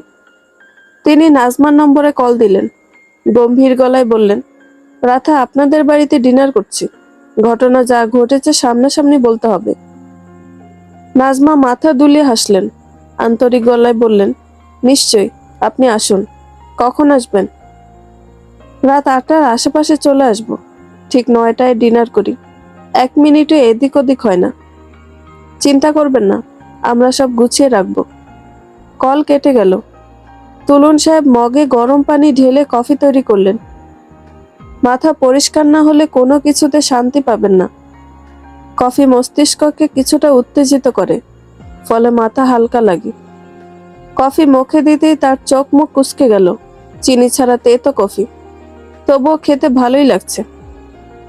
আহসান সাহেব বাজারের ব্যাগ হাতে ঘরের ভেতরে ঢুকলেন। আশিক সোফায় বসে বই পড়ছিল। সে বেশ বিরক্ত গলায় বলল, এই বাড়িতে খাওয়া দাওয়া ছাড়া আর কিছুই হচ্ছে না। নাজমা বললেন, তুই তাহলে না খেয়ে থাক, রাতে খাস না। সে কিছু বলল না, মাথা নিচু করে পড়তে লাগলো। আহসান সাহেব বললেন, যে মেয়েটা দোলাকে খুঁজে পেয়ে হাসপাতালে নিয়ে গিয়েছিল তাকেও আসতে বলেছি, তার ভাইয়ের সাথে আসবে। খুব ভালো কাজ করেছো। দোলাকে নিয়ে দৌড়াদৌড়ি করতে গিয়ে মেয়েটার একটু খোঁজখবর করা হয়নি, নামটা পর্যন্ত ভুলে গিয়েছি। নাইমা, কলেজে পড়ে, বাচ্চা মেয়ে। তুমি তাকে খুঁজে পেলে কিভাবে? দারোগা সাহেবের কাছ থেকে নম্বর নিয়ে কল দিয়েছিলাম, অনেকবার বলে কয়ে আসতে রাজি করেছি। ভালো করেছো। নাজমা মেয়েটা না থাকলে দোলাকে খুঁজে পাওয়া কঠিন হয়ে যেত। মেয়েটা বেশ বুদ্ধিমতী, সবকিছু খুব পরিপাটিভাবে সামলে নিতে পেরেছে। নাজমা কথা বাড়ালেন না, বাজার সদাই নিয়ে রান্নাঘরে ঢুকলেন। কপদ রাঁধবেন মনে মনে ছক কষে ফেললেন। দোলা বিছানায় শুয়ে ফোনে কথা বলছিল। ফারুকের কল। মানুষটা তাকে খুব যত্ন করছে। সকাল থেকে 5-6 বার কল দিয়ে ফেলেছে। শরীরের অবস্থা কেমন, মন ভালো আছে কিনা সেসব জিজ্ঞাসা করেছে। ডাক্তার কি বলল সে ব্যাপারটাও জানতে চাইল। সবকিছু মিলে দোলার মন ভালো, শরীরও বেশ সুস্থ। নাজমা দরজা ঠেলে ভেতরে ঢুকলেন। নরম গলায় বললেন, খুব বেশি অসুবিধা না হলে রান্নাঘরে আসবে? দোলা হ্যাঁ সূচক মাথা নাড়ল। নাজমা বেরিয়ে গেলেন। দিনের আলো শেষ, সূর্য ডুবে গেছে। ধীরে ধীরে আঁধারের ঘনত্ব বাড়ছে। বৃষ্টির কারণে আবহাওয়া বেশ ভেজা। নাইমা হিজাবের শেষ পিনটা গাঁথল। ব্যাগের জিনিসপত্র গুছিয়ে বাইরে এসে দাঁড়ালো। এই মুহূর্তে তার কোথাও যেতে ইচ্ছে করছে না, না গিয়ে উপায় দেখছে না। ভদ্রলোক তার বাবার বয়সী, বারবার করে অনুরোধ করছেন, না গেলে তাকে অপমান করা হয়। হাবিব বাইকের সাথে হেলান দিয়ে দাঁড়িয়ে আছে। তার পরনে সাদা শার্ট, হাতে ঘড়ি। সে বারবার করে ঘড়ির দিকে তাকাচ্ছে। আকাশে মেঘ নেই, একটা তারাও দেখা যাচ্ছে, তবে বর্ষাকালের ভরসা নেই, যে কোনো সময় বৃষ্টি শুরু হতে পারে। নাইমা বলল, চলো ভাইয়া। হাবিব নাইমাকে বাইকে উঠতে ইশারা করলো। স্বাভাবিক গলায় বলল, বাড়ির ঠিকানা মনে আছে তো? আমি কেমন ভুলে ভুলে যাচ্ছি। মনে আছে ভাইয়া। রাত বেড়েতে না যাওয়াই ভালো ছিল না? আমারও যেতে ইচ্ছে করছে না, কিন্তু আর কি করব বলো? তিনি তো তোমাকেও কতবার করে বললেন। হাবিব ছোট্ট একটা নিঃশ্বাস ফেলে বাইক স্টার্ট দিল। হালকা গলায় বলল, রেনকোট এনেছিস তো? এনেছি। তার গলার স্বর খুবই হালকা, কান পর্যন্ত পৌঁছায় না, বাতাসে উড়িয়ে নিয়ে যায়। আহসান সাহেব চওড়া হেসে দরজা খুললেন। গদগদ বচনে বললেন, কষ্ট করে আপনি এতটা পথ আসতে গেলেন কেন? আমাদেরকে বললেই তো দোলাকে আপনার চেম্বারে নিয়ে যেতাম। তবু এলাম, একবেলা ভালো মন্দ খেয়ে যাই। তিনি মুখ লাল করে ফেললেন। লজ্জিত গলায় বললেন, দেখুন তো, আপনাকে দরজার সামনে দাঁড় করিয়ে রেখেছি, আসুন ভেতরে এসে বসুন। আশিক, ডাক্তার সাহেবের জলখাবারটা নিয়ে আয়। তরুণ সাহেব সোফায় বসলেন। তীক্ষ্ণ দৃষ্টিতে চারপাশে পর্যবেক্ষণ করতে করতে বললেন, চায়ের ব্যবস্থা করার দরকার নেই, চা খেতে ইচ্ছে করছে না। আশিক তবুও তার সামনে চায়ের কাপ রাখলো। চায়ের সাথে পেঁয়াজ ও বেগুনি আলুর চপ, দোকান থেকে কেনা, তবে এখনো বেশ গরম আছে। তুলুন সাহেব একটা আলুর চপ হাতে তুলে নিলেন। অন্যরকম গলায় বললেন, আহসান সাহেব, আপনার কোনো শত্রু আছে? আহসান সাহেব মাথা দুলালেন। তরল গলায় বললেন, না, আমার জানা মতে তেমন কেউ নেই। আপনার মেয়ের কোনো শত্রু আছে? প্রাক্তন প্রেমিক অথবা ওকে পছন্দ করতে এমন কেউ? তিনি আবারও মাথা নাড়লেন। তুলুন সাহেব কথা বাড়ালেন না, চায়ের কাপে মনোযোগী হলেন। নাইমাদের পৌঁছাতে রাত 8টা বাজলো। তারা খালি হাতে আসেনি। 2 কেজি আম, 1 কেজি মিষ্টি নিয়ে এসেছে। আহসান সাহেব উপরে উপরে রাগ দেখালো, মনে মনে ভীষণ খুশি হলেন। লোকের বাড়িতে খালি হাতে যাওয়ার ব্যাপারটা তিনি অপছন্দ করেন, মারাত্মক রকমের অপছন্দ করেন। নাইমা ঘরে ঢুকে সালাম দিল। সহজ গলায় বলল, ভালো আছেন? নাজমা সালামের জবাব দিয়ে বললেন, ভালো আছি মা, ভালো আছি। তুমি কেমন আছো? এই তো আলহামদুলিল্লাহ। দোলাপুর কি অবস্থা? সুস্থ আছে এখন? সুস্থ আছে, তবে অসুস্থতার কারণ ধরা পড়ছে না। ডাক্তার কিছু বলেনি? না, তিনি কিছু বলছেন না। বোধহয় রোগটা ঠিকমতো ধরতে পারছেন না। কি ডাক্তার দেখিয়েছেন? বলতে চাইছি কোন বিভাগের? নামকরা একজন সাইকিয়াট্রিস্ট দেখছে। আজকে তিনিও আমাদের বাড়িতে এসেছেন। ভুলভাল দেখা সমস্যাটা সবসময় মানসিক হয় না। ভিজুয়াল হ্যালুসিনেশন মানে চাক্ষুষ ভ্রম বা চোখে এমন কিছু দেখা যা বাস্তবে নেই। এটা নিউরোলজিক্যাল ডিসঅর্ডার, অর্থাৎ স্নায়বিক সমস্যা বা স্নায়ুতন্ত্রজনিত রোগ। এমন হলে সাইকিয়াট্রিস্টের কিছু করার থাকে না। নাজমা চোখ মুখ কুঁচকে তাকিয়ে রইলেন। এই মেয়ে বলে কি? সে কি ডাক্তারের চেয়েও বেশি বুঝছে নাকি? তিনি যথেষ্ট বিরক্ত হলেন, তবে প্রকাশ করলেন না। হাসি হাসি মুখ করে নাইমাকে নিয়ে দোলার ঘরের ভেতরে ঢুকলেন। দোলা তাকে দেখতে পেয়ে ছুটে এসে জড়িয়ে ধরল। কোমল গলায় বলল, তুমি না থাকলে সেদিন আমার যে কি হতো আল্লাহই ভালো জানেন। হয়তো ওই কাদার ভেতরে পড়ে থাকতাম। নাইমা বলল, কিছু মনে না করলে একটা প্রশ্ন করতে পারি? নিশ্চয়ই, বলো, কি জানতে চাও? আপনার এই সমস্যাটা কি ছোটবেলা থেকে আছে নাকি হঠাৎ শুরু হয়েছে? আগে পরে কখনো ছিল না, বিয়ের দিন রাত থেকে শুরু হয়েছে। সুস্থ হয়েছেন? বেশ অনেকটাই। আজকাল ওসব দেখছি না। সমস্যা না থাকলে আমাকে সবকিছু খুলে বলা যাবে? এমনিতেই জানতে ইচ্ছে করছে। দোলা মুচকি হাসলো। নাইমাকে তার পছন্দ হয়েছে। বিপদের দিনে এই মেয়েই তার দিকে সাহায্যের হাত বাড়িয়ে দিয়েছিল। বিপদের দিনে যারা সাহায্যের হাত বাড়ায়, কিছু না হলেও ভরসার দুটো কথা বলে, মনের কোণে তাদের জন্য একটা বিশেষ জায়গা তৈরি হয়। আদুরে কোমল জায়গা, কেমন যেন ভালোবাসতে ইচ্ছে করে। সে নাইমাকে সব খুলে বলল। সব শুনে নাইমা বলল,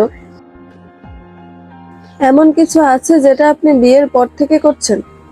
বিয়ের পর থেকে ফারুকের সাথে আছি, এর বাইরে কিছু মনে পড়ছে না। কিছু মনে করবেন না। ফারুক ভাইকে আপনার কেমন লাগে? বলতে চাইছি মানুষ হিসেবে কেমন মনে হয়? খুব ভালো মানুষ মনে হয়, আমাকে অনেক সম্মান করে। এমন হতে পারে যে উনি মানুষকে সম্মোহন করতে পারে বা এই জাতীয় কিছু? না, এমনটা মনে হয় না। এসব জিজ্ঞেস করছো কেন? আমার মনে হচ্ছে আপনার এই অসুস্থতা আপনার শরীর বা মস্তিষ্কের জন্য হচ্ছে না, বাইরের কিছুর প্রভাবে হচ্ছে। এমন মনে হওয়ার কারণ? তাছাড়া তুমি এত কিছু কিভাবে বুঝলে? উম, আপনি নিজের পরিচয় বলতে পারছিলেন না। হুটহাট ভুলভাল জিনিস দেখছিলেন। ব্যাপারটা নিয়ে আমার বিস্তারিত জানতে ইচ্ছে করে, সেজন্যই বইপত্র পড়েছি, ইন্টারনেট ঘাটাঘাটি করে দেখেছি। নাজমা বললেন, নামকরা ডাক্তার এতদিনও আসল কারণ ধরতে পারলো না, আর তুমি দুখানা বইপত্র পড়ে সব বুঝে ফেললে? নাইমা অত্যন্ত শান্ত গলায় বলল, আপনার প্রশ্নের মধ্যেই জবাব আছে।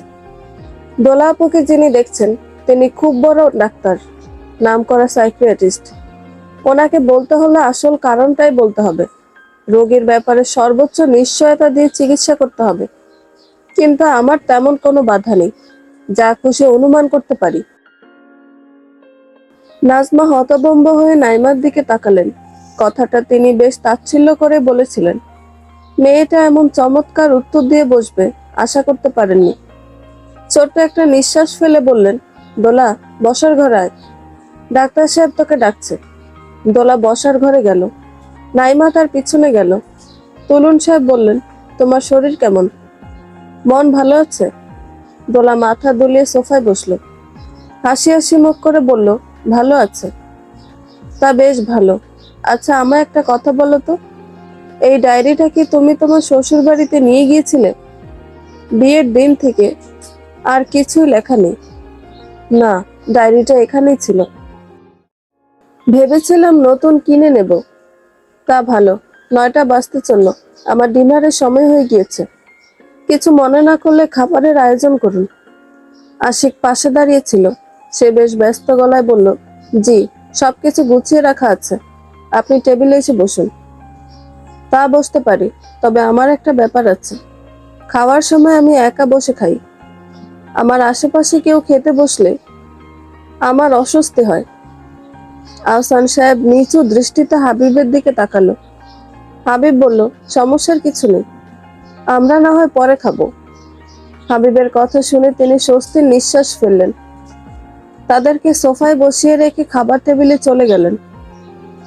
তুলন সাহেব প্রচুর আগ্রহ নিয়ে খেতে বসলেন। নাইমা হাবিবের দিকে একটু সরে বসলো। গলার স্বর অনেকখানি নিচু করে বলল, এখানে এসে কি তোমার খারাপ লাগছে? বিব্রত বোধ করছো? হাবিব অল্প হাসলো, সহজ গলায় বলল, তেমন কিছু না, ওনারা যথেষ্ট যত্ন আত্তি করছেন, ভালোই লাগছে। আমি দোলা আপুর সাথে একটু কথা বলতে চাই, যাবো? যাবি? আচ্ছা যা। নাইমা উঠে গেল। তুলুন সাহেবের খাওয়া শেষ হতে ৮ ঘন্টা সময় লাগলো। খাওয়া শেষে তিনি মুখের মধ্যে মিষ্টি পান ঠেসে দিলেন। তৃপ্ত গলায় বললেন, রান্নার হাত ভালো, চমৎকার স্বাদ। আশিক তাকে নিয়ে বসার ঘরে ঢুকলো। নাজমা ভাত বাড়তে বাড়তে বললেন, অনেক দেরি হয়ে গেল, আজ তোমাকে ফিরতে হবে না। গেস্ট রুম পরিষ্কার করা আছে, রাতটা থেকে যাও। হাবিব বলল, সমস্যা নেই, বাইক আছে, দুজনে চলে যেতে পারবো। তিনি নাইমার দিকে তাকালেন, কোমল গলায় বললেন, তুমি কি বলো? নাইমা অন্যরকম গলায় বলল, ফিরে যাওয়াই ভালো হবে। হাবিব বলল, কি হয়েছে তোর, এমন করে কথা বলছিস কেন? জানি না ভাইয়া, আমার কেমন অদ্ভুত লাগছে, ভেতরে ভেতরে অস্থিরতা কাজ করছে। আচ্ছা, তাহলে খুব বেশি কিছু খেতে হবে না, একটু পানি খা, তারপর হালকা কিছু মুখে দে, জার্নির জন্য হয়তো এমন হয়েছে। সে পানির গ্লাস হাতে তুলল, ধপ করে গ্লাসটা মাটিতে ফেলে দিয়ে বলল, ভাইয়া, ভূমিকম্প হচ্ছে নাকি? সবকিছু আমার নড়ছে কেন? কোথায় কি নড়ছে? কি বলছিস তুই? তুমি এমন রং চঙে জামা পরছো কেন? কোথায় রং চঙে জামা? কি সব বলছিস তুই? হঠাৎই একটা হুলস্থুল শুরু হলো। তুলুন সাহেব এগিয়ে এসে বললেন, সরুন, কি হয়েছে আমাকে দেখতে দেন।